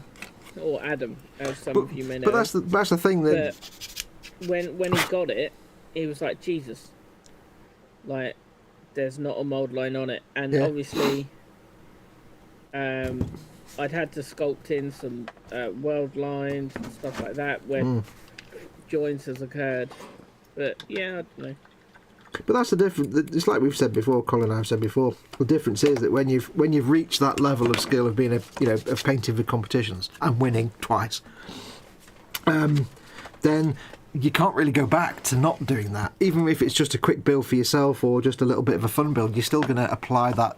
Once you reach that level of once you reach that ninja level of either painting or cleaning or prep or building or whatever it is, or scratch building. I think he should set a challenge where he educates us to build to that standard, just as an exercise of how we would take to it. Well, does that make sense? It's very simple. If I can see a mould line anywhere, no matter how hard it is to get to, it gets removed. Well, that's what I do, but I still miss lots, and I'm not. Mine's. I do. I have the same ethic, but mine still wouldn't even begin to compare to yours. But you also don't sand, and you don't. Well, I've got sanding sponges, but I don't. I think for me, once it's smooth enough to be hidden by primer, and you're never going to know it was sanded, that's good enough for me. But I think that's the thing, though. Is it's just once you get to that level, the way you are, it's like you can't suddenly step back from that. I couldn't go back to making and painting models the way I did 15 years ago, because I'd be like, am I on speed? Am my brain exploded? What? So once you get to a certain level, you can't go back to a previous level. So no matter what you build, say, you're always going to build it as if it was a competition model. Like, it is highly annoying at times because you just want to build. You're like, I want to paint this, but I've got to spend 6 weeks building the git. I don't mind building. I actually enjoy it. Yeah, but you don't always want to do competition level painting, though. That's the thing. But you're still doing the competition level prep before you get to that. In my mind, I don't paint to a competition level. I paint to my level. Yeah. And that just happens to have won me a couple of awards. No, but that's what I mean. It's like, that's what I'm saying. Even sometimes you want to just have the fun of painting something quickly and simply, but you're still putting the excessive level of prep into it, and you can't kind of stop yourself. I don't think I'm capable of painting something that quickly. Because I know that it could be better. Can you imagine, like, you know, I'm going to be doing the thing with Colin where he's going to follow me painting a Lehman Russ. Just so he can get the hang of a few techniques and then take those techniques and develop them for himself in his own way. So, can you imagine me trying to do that with you? Say, Simon, you're going to learn how to paint like me, and you'll be like, oh, Christ. Yeah, I'll turn all my brain cells off. Vehicles are easy. Like, 90% of the work is done with an airbrush. Yeah, maybe. And that, well, I say 90%, like... Well, it depends on the Yeah, go on. I don't ever really fuck around... Oh, excuse my language. I don't ever really fart around with... You said fart. The more advanced techniques on vehicles that much. Yeah. Like, the majority of the work is done with an airbrush. And then it's on to the fun bit of, like, weathering and stuff. Yeah. I mean, I'll be honest with you, like I'm doing with, like I'm going to be doing with Colin, aren't we? We're gonna like do a educating Festa thing. It's going to be fun. Absolutely. Because all I'm doing is I'm just saying, here's how I do it. Colin will get to see me do it and do it himself, and then he can take those ideas and he can run with it and say, well, that's rubbish, I don't want to do that. It's like I was saying to you Friday, you know, my painting is at a very basic level. And for me to take it to the next level, I need to sort of sit and observe and be instructed by people that can take it to that level. And it's not saying that you want to copy my style, it's that you want to learn some techniques that you're not familiar with. Absolutely. But as I said to you before, brush painting is totally a new way of doing it for me, you know. So you got to learn to walk before you can run. But anyway, absolutely. If I was doing this, if I did that with you, Si, and I was like, let's have some fun. I'll show you how I paint, and you paint along with me. I'd be like every other time, I'm really sorry, but the next step is I'd be constantly I'm sorry about this. Yeah, you'd be like me posting in my own group. Terribly sorry to disturb you, but yeah. I don't think you would. I think you'd be surprised. Like, I think what has always intrigued me about you is my laziness. The majority of Games Workshop things, you decided to completely step away from your airbrush, and that fascinates me because, like, I always establish my base coats with an airbrush. It's just so much easier. I do on the bigger vehicles when I really can't be bothered. Like, for the Bane blades and stuff I did. I airbrush them. Is that on minis as well, Si? Well, most of them, yeah. Yeah. Wow. Most, right? Yeah, so like, at the very least, our prime, like on Ork Boys for instance, our prime, and then I tend to zenithal with like a dark chocolate brown, like Reynolds hide. Yeah. Over black, and then I go up towards a tan, because personally, I feel that the brown. I've got to drill a barrel. I don't know. It just gives a more earthy tone instead of going like from a black up to white. Yeah, I'm with you. Like using red on a yellow or brown on a red or a yellow overcoat. It's the same kind of thing. Yeah, and like with the Mega Armored War Boss, when I start painting that, like, I will establish most of the armor color, which is going to be red, with the airbrush, and then I'll go in and, I'll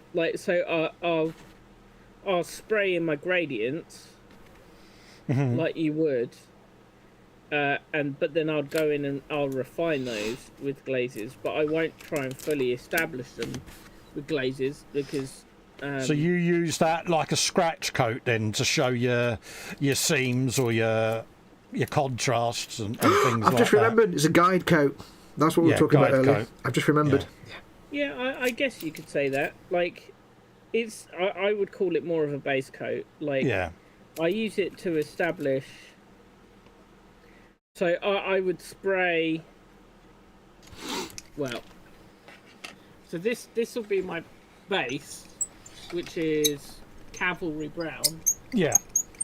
And then from like a 45-degree angle, I'll go in with this red, and then I would go in with a flesh tone like this. Yeah. You're painting the shadows first, basically. Instead of using shades and washes, you're painting shadows first as the base coat. So I establish a radial highlight with the flesh. Yeah. And then I'll go over from a 45-degree angle over the flesh with my brightest red. And then I'll go back in with a hairy brush and further establish those shadows with glazes and stuff like that. Like, I can do that with the brush, but you find it easier to do it with your airbrush, yeah? Oh, I find it saves me about a month. Yeah. So. A month. Bloody hell. I mean, the thing with me is that most of what I do is driven by the fact that I am a complete slacker and I'm totally lazy. So if I'm painting like a vehicle, like a Bane blade, or the Space Wolves flying thing, or whatever it is, not say a Lehman Russ tank, but something big like that, then I will I'll can prime it or airbrush prime it if I have to, and then I'll airbrush the base coats and the highlights of that just to get that kind of base effect, because it's big. And if it's a big vehicle like a Bane blade, brush painting that and then dry brushing on the highlights in each panel will be a pain in the bum, and also would end up with a texture on the paint. I don't want that. No. But if it's something smaller, like say a Lehman Russ or a Orks or a figure, I can't be arsed setting up the airbrush. because I've got to take all the things off my desk and put the spray booth. I really can't be bothered that. It's easier for me just to brush paint it. Why don't you get one of them then and just use it on a tissue? No, I can't do that. That's far too logical. No, I just I prefer for something smaller. I kind of enjoy the brush painting side of it. So I will do airbrushing if it's something big, or if I want that specific kind of highlight in the centre of a panel, like a Baneblade or a tank or that Macarius Vanquisher, just because in a way it's faster doing it with the airbrush. But if it's something smaller, it's actually less hassle to just brush paint it. And it's more fun and enjoyable. I wouldn't want to brush paint an entire Baneblade because there's just too much acreage there, I think. Cool, no, I couldn't just brush paint the whole insane blade, sod that. You'd have to, yeah. But when we do our Lehman Russ, we could either airbrush it to get the base colour and the highlights, or we could just dry brush. We could do brushing and dry brushing to get the base colour and highlights, which for something that small you could get away with. It's whatever you want to do, mate. Easy going, mate. Because the thing I've learned with dry brushing is if you do, because like I can do like a base colour. When I do the airbrush, I've got my panel on my tank, for example. Let's say I've got I need something. Let's say I've got that panel there. What I'll do is I'll paint it the base colour, let's say blue, and then I'll airbrush a slightly lighter blue in the centre and make it fade out.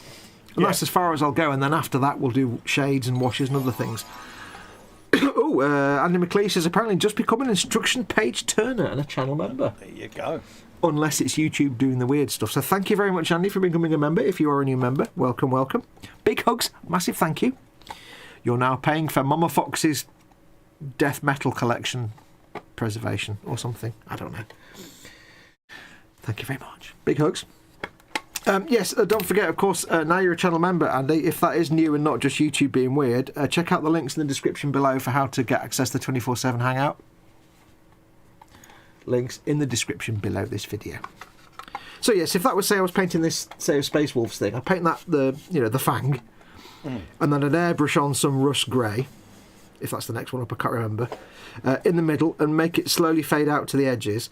And then if I wanted to, I might go and do an extra highlight colour, just a bit smaller in the middle, if I was airbrushing it.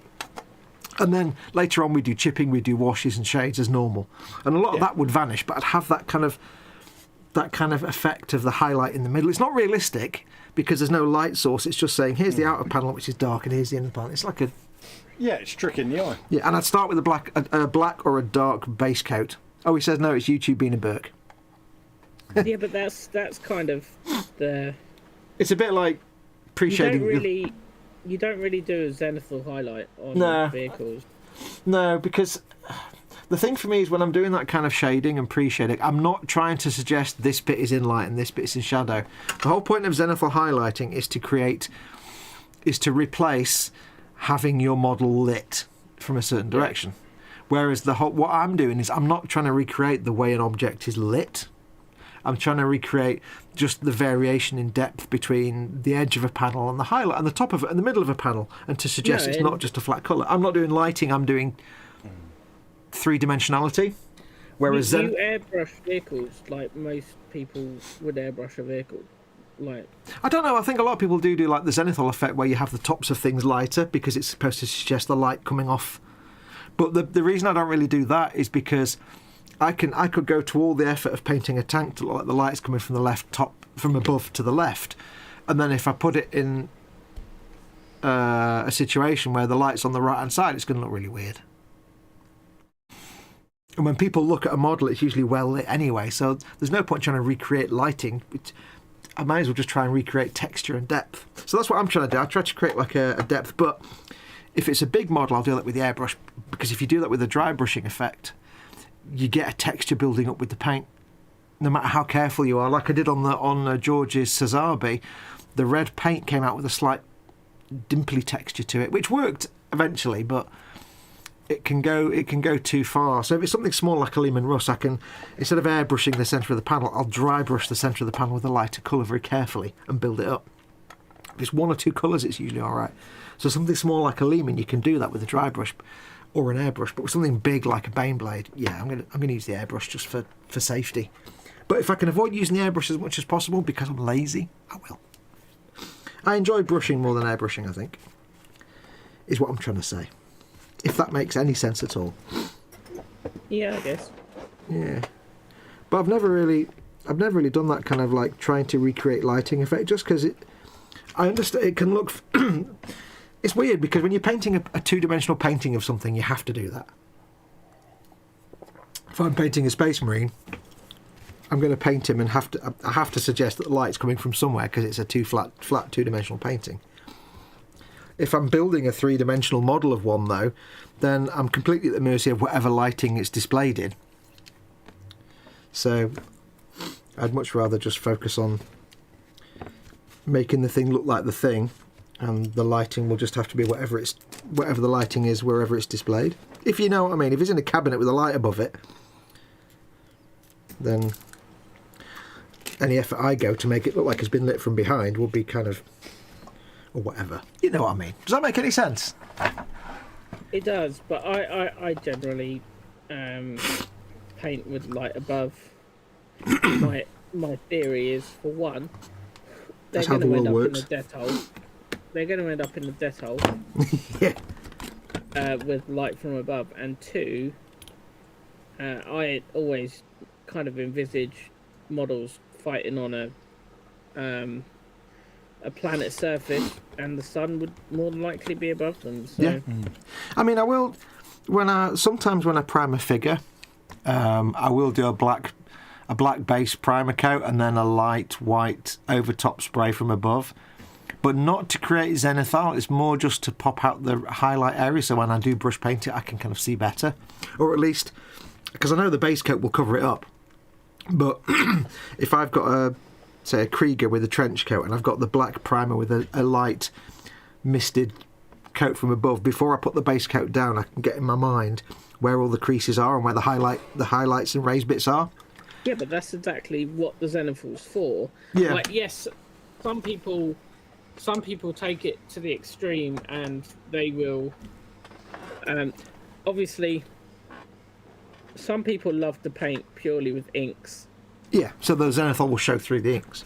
But a lot of people, myself included, just use the zenithal to inform me, like, where I will want my shadows. Yeah, because as soon as you put your base coat on, that zenithal highlight goes, and you have to just remember it. But it's the initial...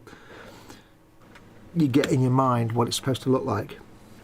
And that's partly why I establish, on models where it's appropriate to do so, such as a Mega Armoured Warboss or a Space Marine. Like, obviously, Orks generally, they're not a very good example, because they've got the skin, they have the leather, most of them have like an armoured shoulder pad. But a lot of the models that GW produce will, generally speaking, be in full armour, like a Space Marine, like a Tau warrior, like an Eldar miniature. So with those kind of things, you can just airbrush most of it, and then neaten up your shadows with other techniques and stuff. I mean, you can with Orks to a certain degree if there's a lot of exposed flesh, because the musculature is very exaggerated. Yeah, so. yeah, but again, that's like But it's not. I know what you mean. That's a circumstance where you can do that, but I'm just thinking about an old school or even the new school boys. Most of them have got a tabard on. Yeah. And then trousers, which most people, you're going to want to paint those in a different colour. Yep. Because otherwise your model's just going to be bland. Yeah, it depends how much exposed flesh there was, wouldn't it? Yeah. So, like you can... and I have done in the past, I've just, like, hit the base coat for my skin tone with my airbrush. But to be honest, like... that doesn't actually normally save me any time, because it means that I'm having to focus on being way more accurate with my airbrush, which takes thought, and I can just do that bit with the brush just as easily. Yeah. So I mean, I wouldn't normally bother. When I'm painting figures, especially like clothing and stuff like that, I mean, I'm no expert and I'm not that great at it. I'm still learning, but I do find I don't always do that zenithal effect as a guy, just because I usually, by the time, what I'll do is I'll do that kind of zenithal effect, I'll put the base coat down, then it'll be another week before I paint the next level, and I've forgotten then what I was doing. But what I do find is the actual shade level, the shade layer or the wash layer, is where I get the information there. So I do depend on the shade or wash layer to inform me where the highlights are, and I can work from there. So I love that kind of wash and shade idea, because that really helps me out. I'm going to snap this off now, aren't I? God damn it. Yeah, I mean, that's fine. Obviously, I don't normally use shades. Yeah, I mean, proper artists don't actually use washes and shades at all. They start from the shadow and work their way up, but remember, I'm lazy. I mean, they're a great tool, and I use them, but I don't use them as GW advertises them to be used generally. I mean, I suppose I do, and that's where I base mine on that, on figures on that level. Put the shade down. That's where my shadows are. Then I can work my highlights and blend them all in. It's just different ways of doing the same thing. It's like I say, a proper professional artist wouldn't even use washes at all. They'd just paint the dark colour first and work the way up, like you did with the browns. Yeah, I tend to use things like. Well, to be honest, I wouldn't even. So, if I was going to use a shade, if I had no other choice, I would use like Null Oil to blackline. But to be honest, I tend to prefer either like an ink or watered down paint to blackline. If I need to blackline. I kind of imagine that I forgot to put the leg on. Crap. I kind of imagine that I did forget to put the leg on, didn't I, you moron? And I'm just about to snap that off. Oh, fantastic. You know what? This guy's going to have a chopper because I've just broken his gun. I think I've just broken his gun. Oh, I might not have done. I would imagine if you were using shades, it'd be more of a weathering stage kind of use of them, to like make metals look tarnished or rusty, rather than using them as actual like Games Workshop style. That's all done with glazes, to be honest. Yeah, that's what I'm saying. If you were contrast paint. That's what I mean. If you were going to use them. Yeah. But I still wouldn't use them as advertised. I still wouldn't slap them on. I would target them. Yeah. To corners and whatnot. Yeah. Oh no, I'm far too lazy. I just slap them on. That's my shadows, and then I work my way up. I tidy them up as I go. Oh, everything's snapping on this figure. What the hell? His leg just snapped. What do you mean snapped? The little tab that holds the leg in place literally just snapped off. I cut them all off anyway. Well, that doesn't make it easier for him to put it on. I'm going to take his glove, his weapon out, because those tabs are all so tight. No, the tassel on the butt of his gun also just snapped off, but I didn't even touch it. Well, I can stick his. He doesn't have to have a tassel on his gun. He'll have to do without. Can't you pin it? No, it's tiny little connection point. Got no UV glue. No, I could super glue it, I suppose. Let's get him back together though. But yeah, his leg just literally snapped off. I was like, what? You see, that's his loss. I got rid of all those tabs. Here's my knob. Problem. Oh. Steady now. I cut the tab completely off the power claw arm. You can see, oh, for goodness sake. Like, it's got no pin anymore. Because it just friction fits and it just holds. Yeah, I've just never come across, like, it's a solid, thick plastic peg. And it just went ping, they snap. Are very thick, yeah. But it's like it had been softened with alcohol or something. It's like, why? There's no reason at all that should just snap. That's very weird. Very strange. Never come across that before on a GW kit. No reason at all for that to have snapped just then. Easily fixed, just like you say, just glue the leg back on. Was it one of the?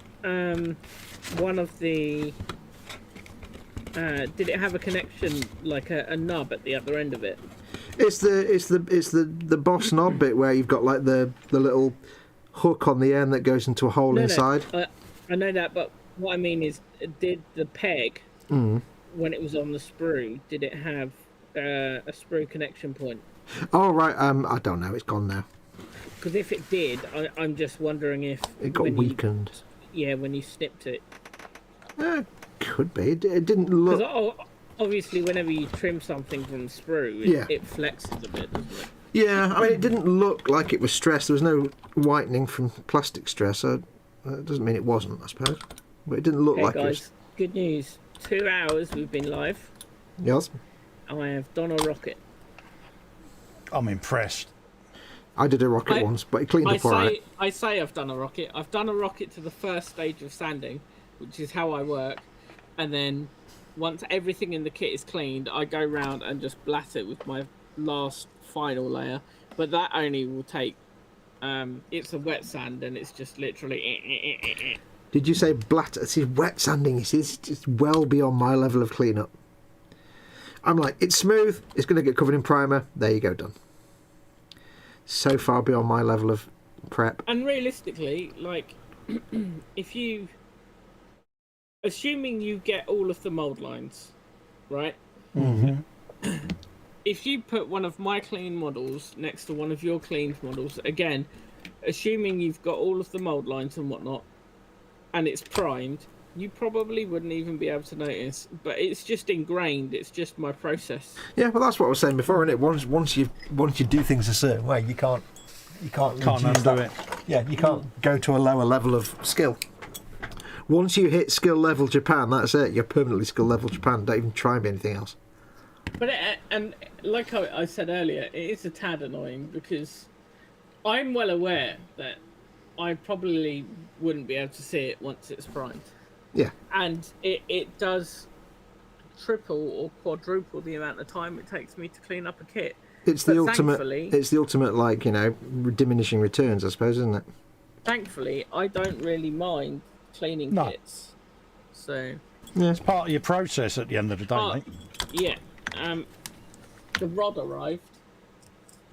Oh, yeah. 5mm brass rod. And well, I'm going to put all my strength on this now because I'm pretty sure it'll hold up a Dakajet. Like, I cannot bend that. Good man. So yeah, that if that doesn't hold the Dakajet, then I don't know what will. It's pretty hefty stuff. 5mm brass rod. I think the rod, the 15cm rod, weighs more than the Dakajet. Put it that way. Yeah. So there's something weird going on with the plastic on this figure. It just seems to be brittle. Just dissolving. Bandai plastic. No, I don't know what it is. It's like I'm trying to glue this leg on, and it's just going. It's not really sticking very well. It's not adhering. It's not welding it very well, and it's kind of dissolving. It's really weird. I'm going to leave it for a while now. Very weird. I wonder if that particular sprue It's like a weird. Was made with a bad batch of plastic. Could be. I can see it happening in the pandemic. Yeah, like, could be. Materials not up to then. I can't find the bit that snapped off now to see what it had. But I didn't notice any stress marks on the plastic tab. Oh, it's still inside. That's why I can't see it. Find it. It's still inside there. So yeah, weird. Just seems like it. You put the extra thin on it, just smushed. Very weird. And yeah, the little tassely ponytail thing on his gun just ping snapped off. I've got to be real with you. I normally take those off. They annoyed the crap out of me. Yeah, I like painting them now, but they're fun to paint, but they're a ball ache to actually, transport it anywhere. If you knock it in the wrong manner when you're cleaning the rest of the model or whatever, then it's goodbye anyway. Yeah, but you know what's worse than that though? When you get the Tempesta Scion head dude with the floaty servo skull that attaches by a molecule of plastic on his shoulder. Yeah. Because it's not got a peg and a hole, it's just literally glue it on his shoulder somewhere. It's like, yeah, that never stays on. And well, in recent years, because of advancements in moulding technology, connection points are getting smaller and smaller, and more delicate. Like, I don't think I've ever seen or heard of either of you building these guys, but there's a squad within the Eldar called the Harlequins. Oh yeah, I've got the little floaty ship for them. You know, the little floaty speeder thing. Yeah. And some of the connection points those guys have got to their bases, they're like 0.5 mil. Yeah. and it's just if Hello. you touch it the wrong way. I know Chris made the big, like, chip thing, didn't he, with the sails and stuff. Yeah. And Goblin sent me one of the... What's the little sort of hover... The little pointy thing with, like, 3 dudes on it. The little pointy thing with all the diamonds painted on the front. But, I can't remember the name of it. I know exactly the vehicle you mean. Yeah. I'll find it. Bless him, Goblin sent it to me. And I was like, I can paint that. And then I started thinking, how am I going to paint that diamond pattern? And then I just kind of panicked and it never got built. Well, easily. They're just different shaped I know. checkers. But then it was things like, okay, cutting actual diamond patterns is quite hard. Right, let's have a quick look at chat while that's gluing. Andy McLeish. Oh no, it's not YouTube being a Burke. I pressed the button and now I have a logo next to my name. Fox, learn to read, you look. You loon. Andy, learn to type, you loon. You look. You yes, it didn't say anything until after you'd said that. You mean one of these, Fox? It's not YouTube being a Burke. I just pressed the button. Oh no, wait, hang on. So he has just become a member. So sorry. Yes, yes, that's the one. Yeah, it's called a Star Weaver. That's the one. Thank you very much, Andy, then, for becoming a member. Thank you massively. I can't read.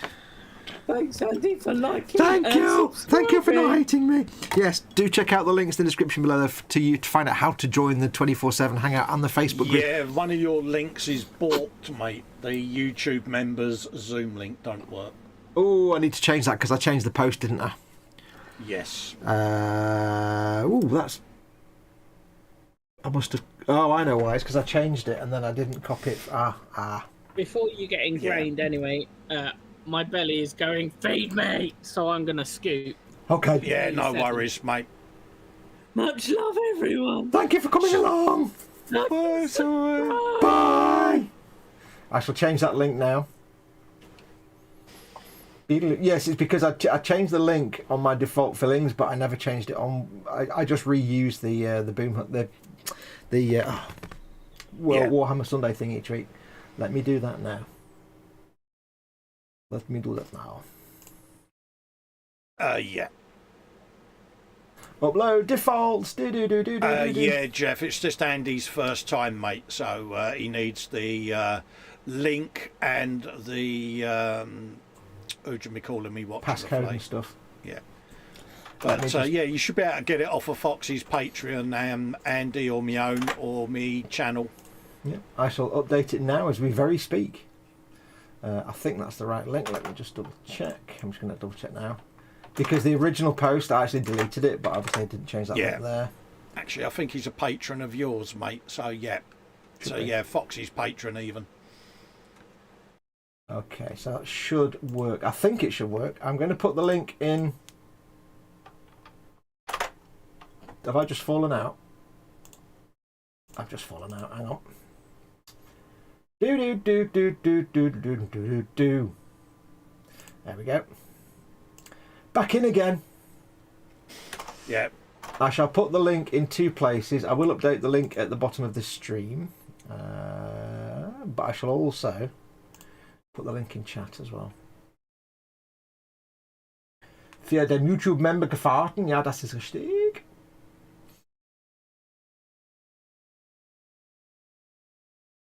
Keep me distracted, Cole. Yeah, I'm just checking I can't. Oh, there we go. I'm just pushing technology.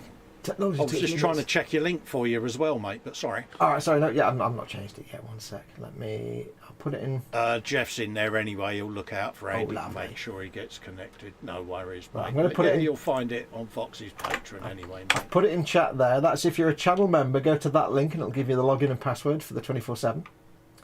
I shall now edit it in the video description as well. If you can, somebody can double check for me if you're a channel member and make sure that's correct. Yeah, that's what I'm doing now. Oh, mate. lovely. I've not. All right, give me 1 second. I've not changed it yet. You're not listening to what I was telling you, did you? I did. Yeah, it works. Oh, lovely. Yeah, it's because I hadn't updated. There we go. Done. It's updated on the channel, on the video description as well. Yeah.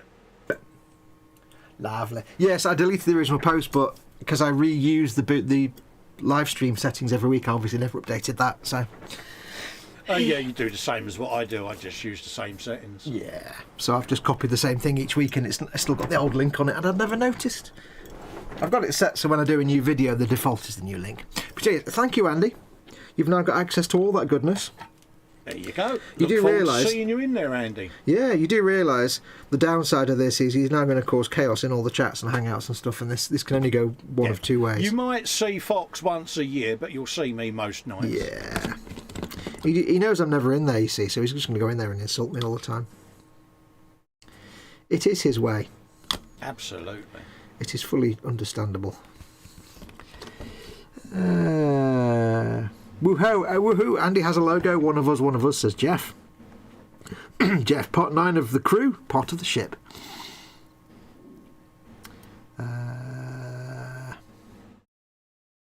Oops.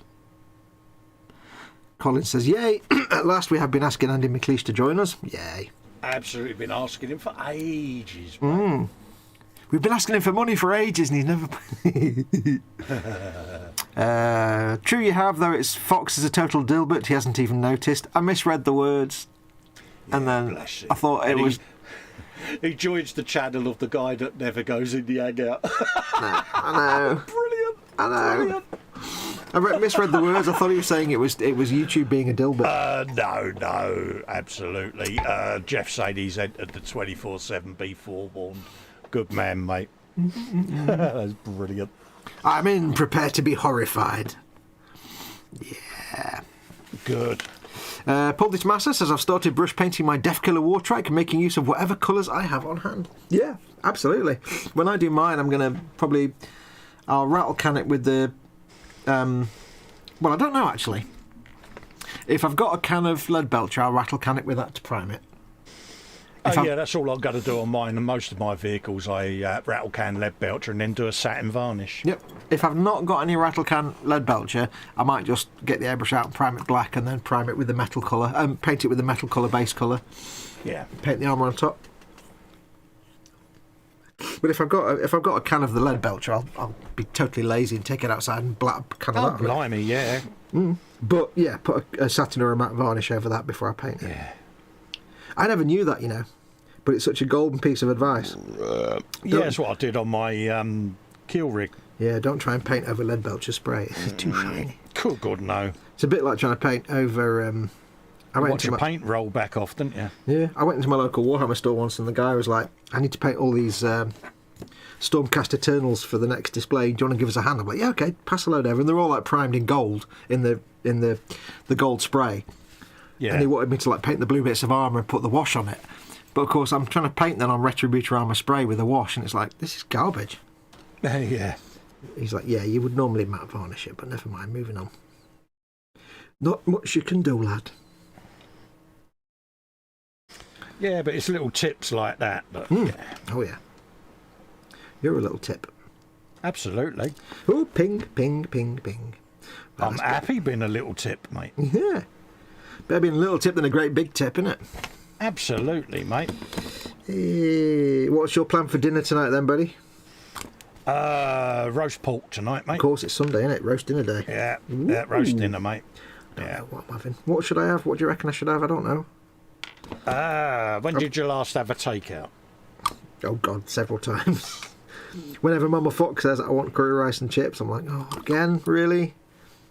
I can't refuse her. Yeah, but it saves you from cooking, doesn't it? Yeah, but it doesn't save her circulatory system from exploding. Hey, mate, she's 80, 82, Yeah, 83, and she gets what she wants. Absolutely. Yeah. I've got my beef burritos that I can bang in the oven. Yeah. Or I could order a Lebanese. Ooh. Oh. Not cheap, though. Not cheap, though. No. Paul says, yep, I've used lead belcher as the trike's primary colour. Yeah. Man. If you haven't done it already and you're able to, stick a matte or a satin coat over it. It just makes putting a wash over the metal bits easier. Because painting, trying to put a wash over the lead belcher straight away, it just kind of goes, the surface tension's all messed up. It might be alright, you'll be fine, it's just it makes life a bit easier. If you haven't done that, don't panic. It's force of habit now, isn't it? Or if you what you can do is get the lead belcher on there, then paint on all the other base colours and then matte varnish it and then do the shades if you're doing washes and stuff. If they can all use the same wash. Oh, but, it's not the end of the world. Granite steel for the rims. Ooh, Oh, nice. nice. I never thought of this, you know, but talking of granite steel, which is a bluishy silver,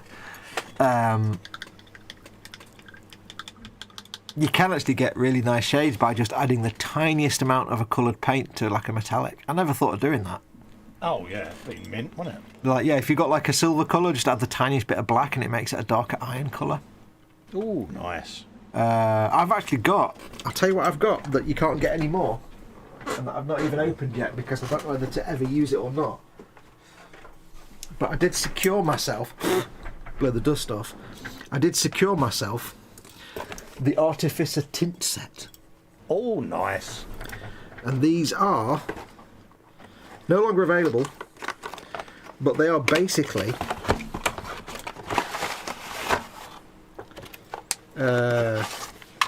it's literally a tint set. They're little colour, little pigments, but they are. Oh, hello! Oh, hello! Got a little. Hang on, I've got a little dude. Oh, I've got. Oh, I can't catch him in anything. Ah! Come on, get on my finger. Get on my finger. I've got a little dude running across my desk. Come on. No. I can't catch him in anything. I've not got glass. Get on my finger. Dude of goodness. No, he's gone under me. Oh, wet palette. Damn it. It's a little tiny spider that, in no doubt, in a week's time will be an enormous, dirty, great big spider. Yeah, He's be legging fighting you for the pillow this time next week. He's legging it onto the side of my bench now. He's got hell of a speed. Meow. There you go. He's gone now. Arse. He's going to be massive in about a week's time. Yes, these are little pots of basically almost pretty much pure pigment. Oh, nice. Look at the little tiny tiddly pots, half size. Oh, they're so cute. I know. So you've got, what have we got? We've got Rogel Dawn, Vulcan, Magnus the Red, Lorgan, Conrad Kurz, Sanguinius, can't see all of them, Ferrus Magnus, Perturbo, and Jagdtycon, and Horus. These are all Primarchs, if you didn't know your lore. And basically the idea is that you use these, you get this little applicator, Yeah. and what you do, you get a couple of these, you get 3 of them. Oh, really? What you do is you get your pot of Citadel paint, whatever that might be, let's say a silver, or it could be a brown or green, and you add like the tiniest molecule of one of these pigments to it. Yeah. And you get these little stickers, little squares. And what you might do is you might get this and you'll say, right, I'm going to add 1 scoop, 2 scoops, 3. And when you get like 5 scoops and that's your colour, you get 5 of that colour sticker and you put them on. Yeah, On the 5 parts to whatever. So you know, so you can reproduce it. So you got all these little stickers, and it gives you a little guide on the back as well how to tint things. How you can turn, like, you know, you can take a grey to a bluey grey, or a red to an orange, and it's really cool. And they kind of did it for a while, then they just stopped doing it because they realised they could just sell more paints rather than giving the option of making more paints. Yeah, it's a shame when they do that. Isn't it? It's a bit like your Lamentis yellow and things like that. Yep. You know? The idea is like, why should we give these guys tints that they can then make their own blue silver when we can just sell them bluey silver? So I've never actually got around to using that. You can't get, they don't exist anymore, so I've kept it untouched. With what, 2 stickers missing. But the idea is, you know, you can take a yellow, add some green to it, and make it a greeny yellow. But it's such intense pigment that you use like the tiniest amount. Tiniest amount. Yeah. So instead of adding just, I've left one of the spatulas out. Instead of adding like a couple of scoops of just regular paint, it's just super intense pigment. Apparently. So you'd use hardly any. So those pops could last you for years. Oh, bloody hell, yeah. Is there a date on this? Can't see you using many of them. 2015 is the copyright on that. Oh, wow. No, you'd literally last you for years, because I watched a video where Duncan was making a bluey silver. Yeah. And it was in the days when this was around, so he got, I think, one of the blues, and I think he was showing how to use this set, and he added like, I think, 5 little tiny scoops to make this bluey silver. Yeah. And that's 5 scoops out of a 10mm pot. Oh, So yeah, it's going to last you a long time. I might use it one day. At some point. I can't get the sheet of stickers back in now. Oh, Carnage. There we You go. had one simple job. I know. That's why I never get it out open very often. I don't get it out very often. Hey! Steady, Neris. Are you having a walkabout? No, I'm just getting some stuff out of me tub. Get your tub out! Where are we up to? Rysdom, Josh is in. Rysdom Design. Welcome, Josh. What's going on, everyone? Josh. Says. What, buddy? Thank you for coming along. Belly says Andy McLeish, homemade sweet and sour chicken with long grain rice. Ooh. Foxx has a spider. Yes, it's a little tiny little git. It will get bigger, don't you worry. I had one the other day that ran across and it was a reasonable size one. Yeah. And I wasn't able to catch it. Never idea what happened to that. I had one the other day in the kitchen. Here you go. This is weird. I was in the kitchen the other day. I was making a lovely, tasty beverage. Yeah. And on the side, I got Mum for summer. I got Mum a Foxx like a water drink thing. Yeah. Like people that do exercise and run around and ride bikes and stuff. It's like the tall thing. Yeah. But it's clear, so I can see how much water she's drunk. So keep an eye on her hydration when she's Keep an eye on sat her in it. hydration, yeah. It's got a little, nozzle on the top when she's sat out in the garden. And I looked at it. I was making it brown. I looked and there was what's that on the bottom? There's a spider. Yeah. Not massive, but not small. I'm like, oh crap. So I got my glass and I thought the moment I move this, it was on the bottom. The moment I move this, it's going to leg it. So I've got to kind of carefully manoeuvre it. And as I lifted the thing up, it didn't move. And I'm like, okay, why is it not moving? Yeah. So I turned it round and I thought, oh, it's on the inside. How can it be inside? It's a completely sealed cup. So I looked and I was like, oh no, is it on the inside? I'm like, oh no, it's not it's on the outside, it's on the bottom. Oh, maybe it's been squashed. Oh. And then I realised, oh no, it's not been squashed, it's just not moving. And I'm going like this with the drink thing, and with the cup, I'm like, why is it not? So I tipped out into a glass, and when it got into the glass, it kind of got halfway down, went plunk, and just stopped instantly where it landed.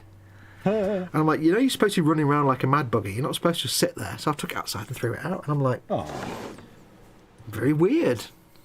Didn't run away or move or anything. I was kind of strange. It seems to have forgotten how to spider. A spider that can't spider. Yeah, it got thrown out anyway. So it's its own dumb fault for not running away. Yeah, it had its chance and it blew it. It had one simple job. You blew your trousers. Yeah. I want your boots and motorcycle.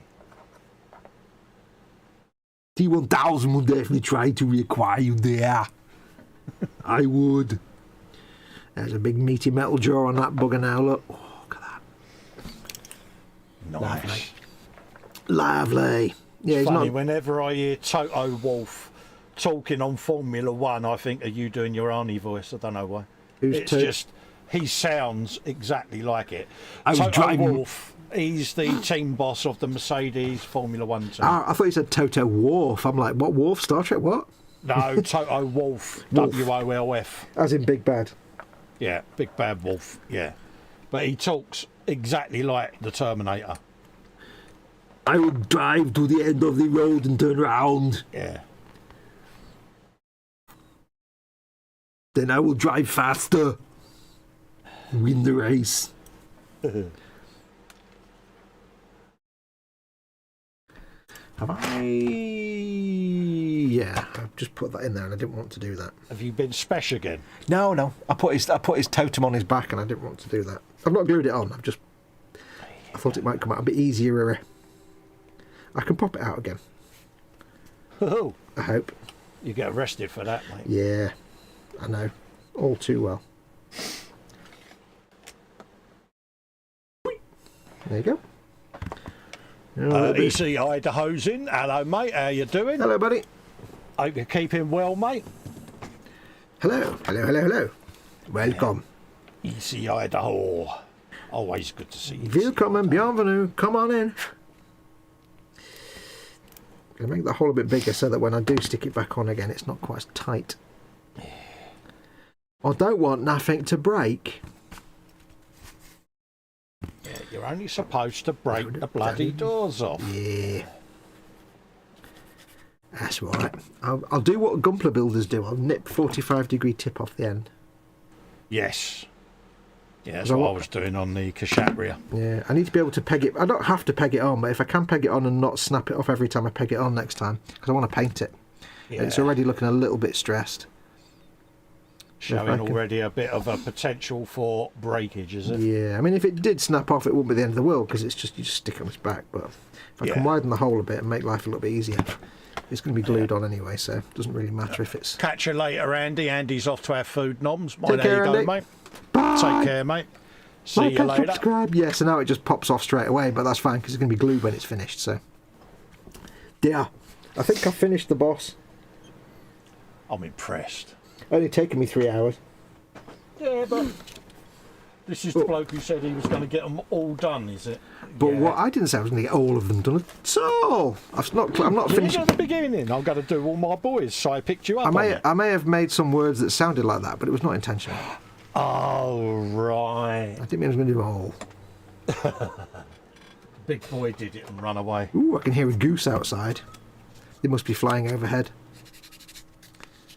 Goosage. Hey, I made a cup of tea earlier on before we went live and looked out the window, and on one of the chimneys across at the back of the house was a dirty great big heron, the like of which you've never seen. Oh really? Because I'm like, what's that on that chimney? Oh, it's like a 4.5, 5 foot tall heron just sat on the chimney looking around. Wow. Has someone got a fish pond near you? There is one at the end of our road. Yeah, that'll be why then. We've seen one before, but it's very rarely you see it. But, wow, it's massive. Yeah. It really was like about 5 foot tall. Yeah, normally they go for the fish in the fish ponds. Oh yeah. It was gardens. So. We used to have, we've got a pond in our garden that used to have fish in it. Used to is the word. Yeah. Used to back in the day. Back in there. Yeah, we used to have a little koi carp in our pond. Then there was a heron. Yeah. And then there was no koi carp. Yeah. Yeah, and then what we had was basically a big plant that took over the entire pond. So yeah, we had a fake plastic heron in the garden. Yeah, we got one of them. It's now lying in a pile underneath something else. Yeah. I think to keep them away. But, I think the guy that we paid to come and cut the grass maybe cut it in half by accident. Oh well. So then we didn't have fish in the garden, so never mind. Now we just get frogs and the world's biggest skunk cabbage. Oh really? Yeah. It's no longer our pond. It's more just it's the skunk cabbage's territory. Yeah. It really is a plant that's you have to see it to believe it. If you're not used to seeing a plant with leaves that are like 3 foot across and maybe 6 or 7 foot long, then yeah, it can be quite an eye opener. It's quite impressive. Why am I doing that? I need to clean that up first. Imagine something with dock leaves, but the dock leaves are like 6 foot long. Yeah. 4 foot across.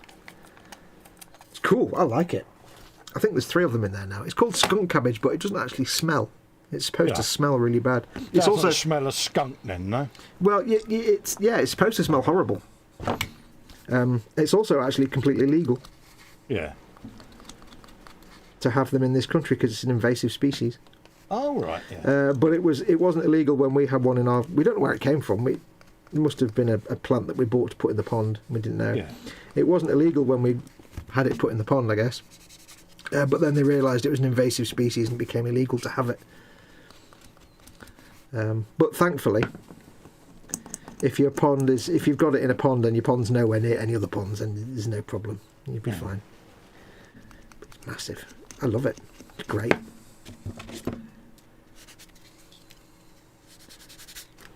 If anybody tried to, hedge hop our garden and fell out, got over the fence and dropped into the pond, you'd never see him again. It'd just eat them. This is my pond. Get out. Yeah, it's like you can't have that. It's mine. I can't. I do hope that one day, like you get the teenagers that go hedge hopping through all gardens. Yeah. We've all done it. Let's just be honest. Oh, absolutely. The good thing is that our pond is right against a 7 foot tall fence. Yeah. Right where the fence has next door shed, so you could get over an easy way. But I'd just love for one day to just imagine that like a teenager would jump over the fence and not realise there's like a great big pond on the other side of that fence.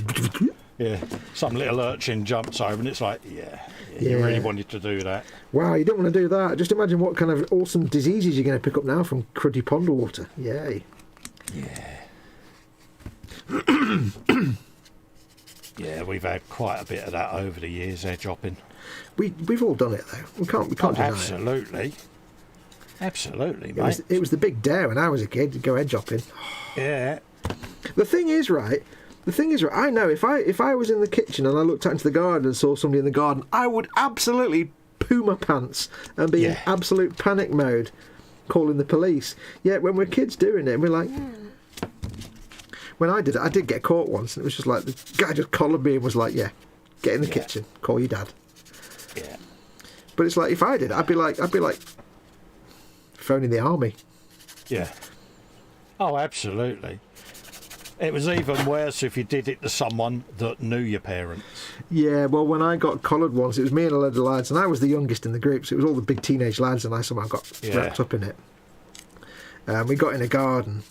And they I think somebody spotted us, so they started coming out. So they all legged it, and I got stuck left behind, and they was legged it off, gits. And they had a dirty, great big Alsatian as well, which came in the garden.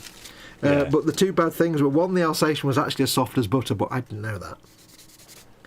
But two, the guy was copper, so yeah.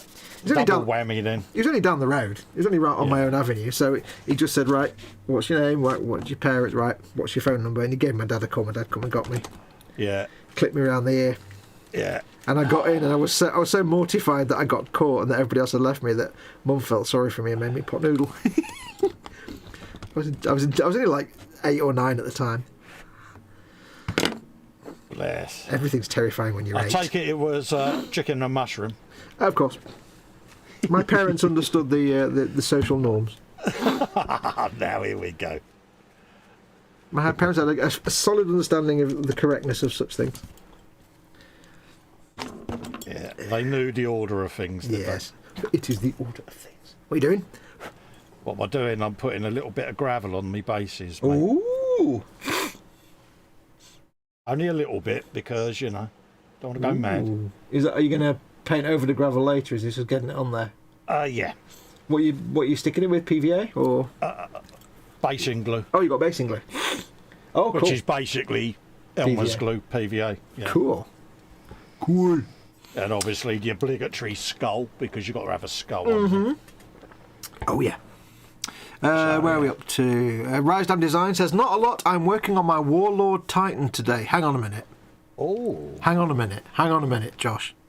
Wait a minute. When you say Warlord Titan, do you mean Adeptus Titanicus Warlord Titan the size of an Imperial Knight, or do you mean Forge World 3-foot tall resin monster? I think you need to tell us now. Both are impressive, but if you're doing a big, dirty, great, Foxx big Forge World... needs to know now because he's curious. Yeah, because if you're doing a dirty, great, big Forge World Titan, then I have ultimate respect. Oh yeah, he's getting all the brownie points, mate, if he is. I would love a Warhound Titan, but I also wouldn't want to build one.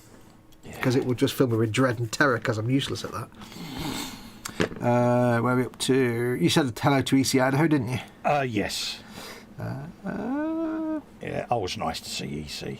Bill Cropper says, have returned from the world of cooking and nomming. Have we done the episode title? The episode title this week is The Money Pit. And a few people suggested what that might be. Forge World. No. Somebody did say, is that Games Workshop? Somebody else said it was something else. The Money Pit. The thing is, Tom Hanks, wasn't it? It was a movie, I remember. I don't know about that. But the real Money Pit, this is the problem. I came up with this idea of having like an interesting title each week, but then it means I need to know about it to talk about it, and I forgot. The Money Pit is a alleged, mysterious pit on a little island called Oak Island in America somewhere. I think it's in Maryland or somewhere like that, on the Labrador coast, somewhere like that. Which was rumoured to be, basically, it was rumoured to be somewhere that somebody buried some treasure. Yeah, I've seen the internet stuff. Yeah, basically, somebody discovered something and they dug down a bit and found some, like, bits of planking, so they dug down a bit deeper and then they found some, like, palm leaves and some other bits of other things. And the more they dug down, the more they found little things like boards and things that you put down in a pit to strengthen the walls, and little bits of things, little bits of like a buckle or a piece of something, little artifact of some sort, but no treasure. And they've dug down deeper and deeper, and like meters, and like 10s and 20, 30 meters down. And it seems to be, from all the sources they can find, they seem to be like something's buried down there. The problem is that there's also like a natural set of channel and tunnels that make it prone to flooding. But it also seems that this pit also has artificially dug channels from the side that come from the sea, because it's near the coast, it's on a small island, that fill it in like a death trap. And I think some people have died trying to excavate it. Right. And it's been going on for like 100 years. And people keep buying the land and then trying to find this treasure, and they sink their fortune into it, and they end up penniless because nobody's ever found anything. There was an episode of Bones that was was based on the idea of the money pit. It took the idea of the money pit and did a similar thing. But it's supposedly there's something down there, but nobody knows what, and it's all rumours, and nobody's ever found anything. There are some mysterious things they found down there, but like boards and things, but nobody knows. And now nobody knows if the people that own it, because somebody bought it and then kept trying to stop other people doing anything with it because it's his property and he wants to make all the money and get rights to tell it, and it's all gone a bit weird. They set up companies to organise digging it out. It's basically a money pit because it's supposed to contain money or treasure, but also a money pit because people have sunk their entire fortunes into finding out what's in there, and they never have. Yeah, so if you look up Oak Island Money Pit, you'll find out. But that was the story of it. EC Idaho is here, just tired. Oh, bless you. Paul Di Tommaso, it's Canada, Fox, that's it. Oak Island's Money Pit. Every 10 feet they found boards, and at 90 feet they found a stone with weird carvings. There are trap flood tunnels, that's it.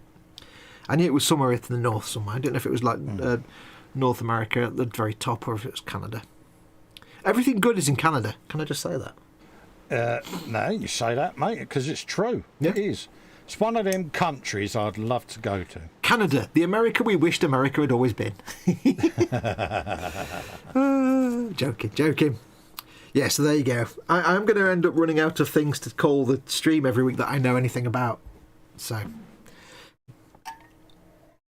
Oh, I'm sure there's going to be a while before that happens. No, because there's lots of like little mysteries and conspiracy theories, things that I know about, but I don't know enough to talk about. Like, Yeah, but we do love a conspiracy theory, don't or a mystery and things like that. we? Yeah, no, we do love a bit of that. I don't know why, but I'm finding this both bizarrely comforting and also quite painful. But it's also kind of bizarrely comforting. Yeah, I used to do that with clothes pegs. I don't know why. It's like a bit painful, but it's also like I like it. Oh dear. I mean in a comforting way, like sucking your thumb or that kind of thing. Yeah. It's like I don't know. I'll put it away. Yes, it's the Oak Island Money Pit. Fascinating nonsense from Foxx. Your man with no idea about anything. Absolutely. Learning stuff. Yes. And it might be some week I might do something about science. I might do something else. Whatever I've been talking out on the Skeptic's Guide that week, it might be. How can you not like science? I don't know how anyone can not like science. Some people are just morons. What can you do? Science is fun. Science is cool. Science explains everything that you take for granted. Always makes me laugh when you get some chud that goes, I don't want chemicals in my food. Okay, what exactly do you want to eat and drink then? Yeah.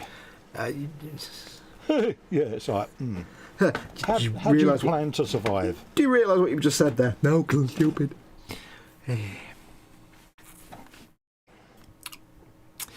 Right, what are we on? 7:20. I think we'll call it there. Oh. God, it's that time already? Yeah, because I've nothing more I can do on this guy. I've got to let that glue set and then I can tape that to his back and put him in the box.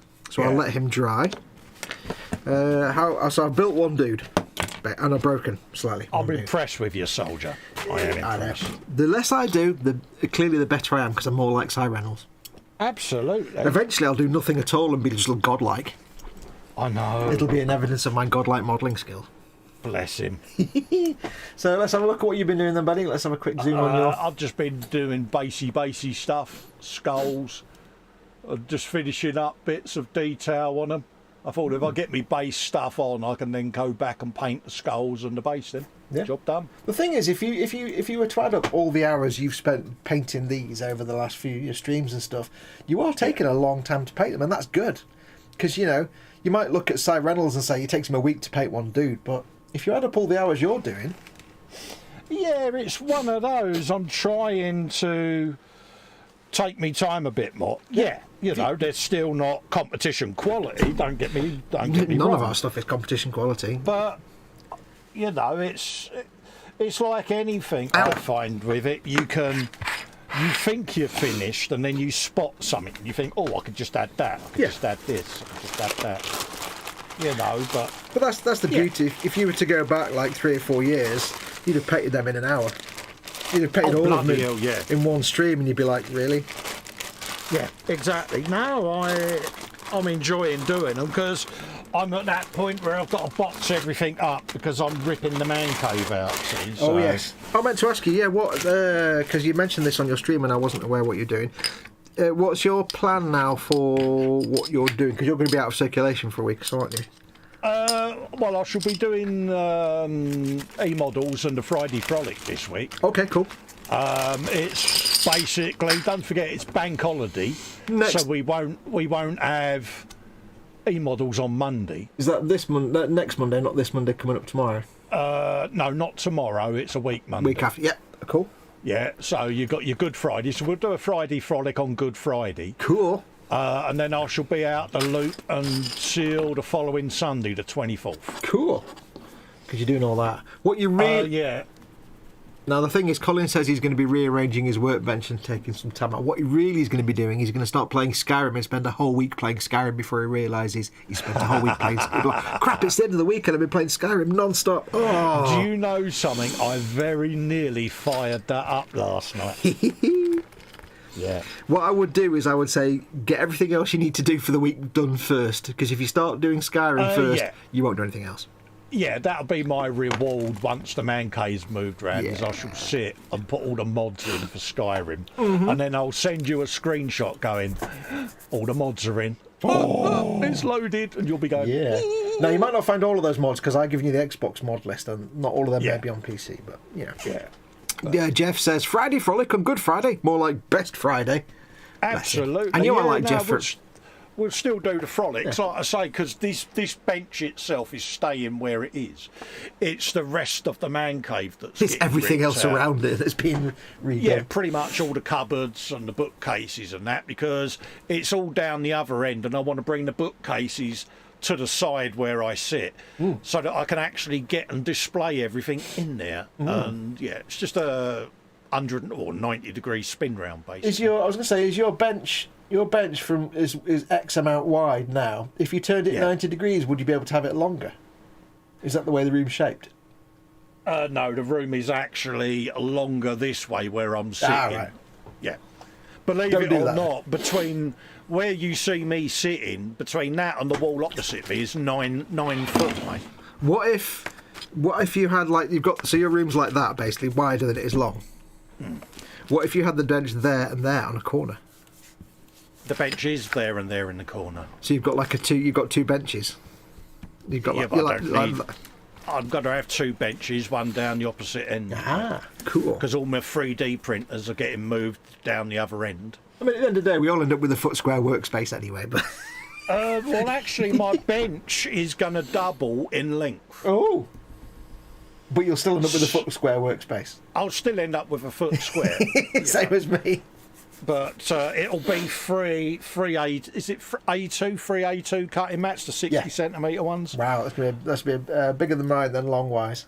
Yeah, so it's going to be a fair old length. Hey, steady now. I remember because I redid my bench, and like a third of my bench was taken up with the spray booth. Yeah. So I sorted it out so I could have the spray booth tucked away under the desk and bring it out when I need it. I still end up with an area this big. I mean, I'm that sad that I actually did my bench on a 3D CAD program, my man cave. Dude, because how sad is that? That's pretty sad. On that bombshell. Absolutely, but yeah, I can go on a 3D tour of my man cave. It's great fun. So You want yeah, to I release would that as recommend this. an explorable 3D file people can download and I can do it as a what's his name? As a video. yeah. And then if they can find the Eversaw assassin figure in there, they win one themselves. Yeah, absolutely, mate. See? Anyway, let's call it a show there. On that bombshell. No worries. Colin, thank you massively for joining me, as ever. Not a problem, mate. Pleasure. My as pleasure. Always. Big thanks to Si, who was with us for most of the show. Thank you, Si, for coming in. It's nice having Si on video now, but I think we do need to... Absolutely. Thank you, Si. Thank you, Simon. Thank you for coming along. It's not true what they say about him, you know. It's not true what they say about him. No, not at all. When you get to know him, it's not true. And thank you to everyone who's been watching. Big massive thank you for joining us today. I know the start times and finish times of the stream are still messed up all over the place. I'm still dependent on Mama Foxx when she gets up, so stick with it. Make sure you liked and subscribed and hit that notification bell so whatever time I do start the Sunday stream, at least you don't miss it. But big Jeff massive says awesome 3D printing, 3D modelling for the man cave. yeah, you would need, of course, a little 3D model of you sat in there with it. Oh yeah, absolutely. Yeah. But yeah, big massive thank you to all the people who've been watching and chatting. Big thanks to Andy for becoming a channel member. You ne'er-do-well. We now wait in terror to see what havoc you unleash. But don't forget, of course, as always, if you'd like to keep these channels alive, my channel and Colin's channel, we both depend. I run this as a business, we both do now, so we both depend on your support to keep our channels alive. This is my living, my income. Same here. Yep, Yeah. so please do consider becoming a patron or a channel member, or both if you want. Don't have to support us. You can go to patreon.com/modelmakingguru to support me, or you can become a channel member by clicking the join button underneath the video. Either way, you get access to loads of free stuff, including that Zoom 24/7 hangout. You can also do the same for Colin's channel, which is patreon.com/Festa67workshop, or again, press join underneath any of his videos to become a member of his channel. Absolutely. And don't forget, of course, links to my corporate supporters, eModels and Goblin Gaming in the description below this video, and links to my Amazon stores, US, UK and Canadian land. If you need to pick some stuff up, consider using my Amazon links because it helps me out. I make a little bit of income from those as well. But anyway, that's going to do us. Thank you massively to everyone who's watching and to Colin and Simon for joining me. I will be back tomorrow with Colin and Ted and Chris on eModels Monday. It's still not my what's in store. Good. It's yours tomorrow, isn't it? No, it's mine. Ooh, what's the theme going to be? I don't know. Oh, I was hoping you might say and then go, oh! No, I ain't got. You know me, mate. It don't get decided until 5 minutes before I come in. It's Tonight's theme is colours that are red. absolutely things that e-models sell. There you go. Things that start with the word the. Yeah. But yeah, we'll be back on Monday. I should have a delivery tomorrow of some paints and stuff and bits and bobs from eModels, so I can start on painting their Canis Rex Imperial Knight. I'm waiting on, for more than anything else, the Black Rattle kind of primer and some other paints to start. So I should be doing that this week. Colin, of course, will be back on Wednesday with the Wednesday afternoon show on his channel, and then both of us on Friday.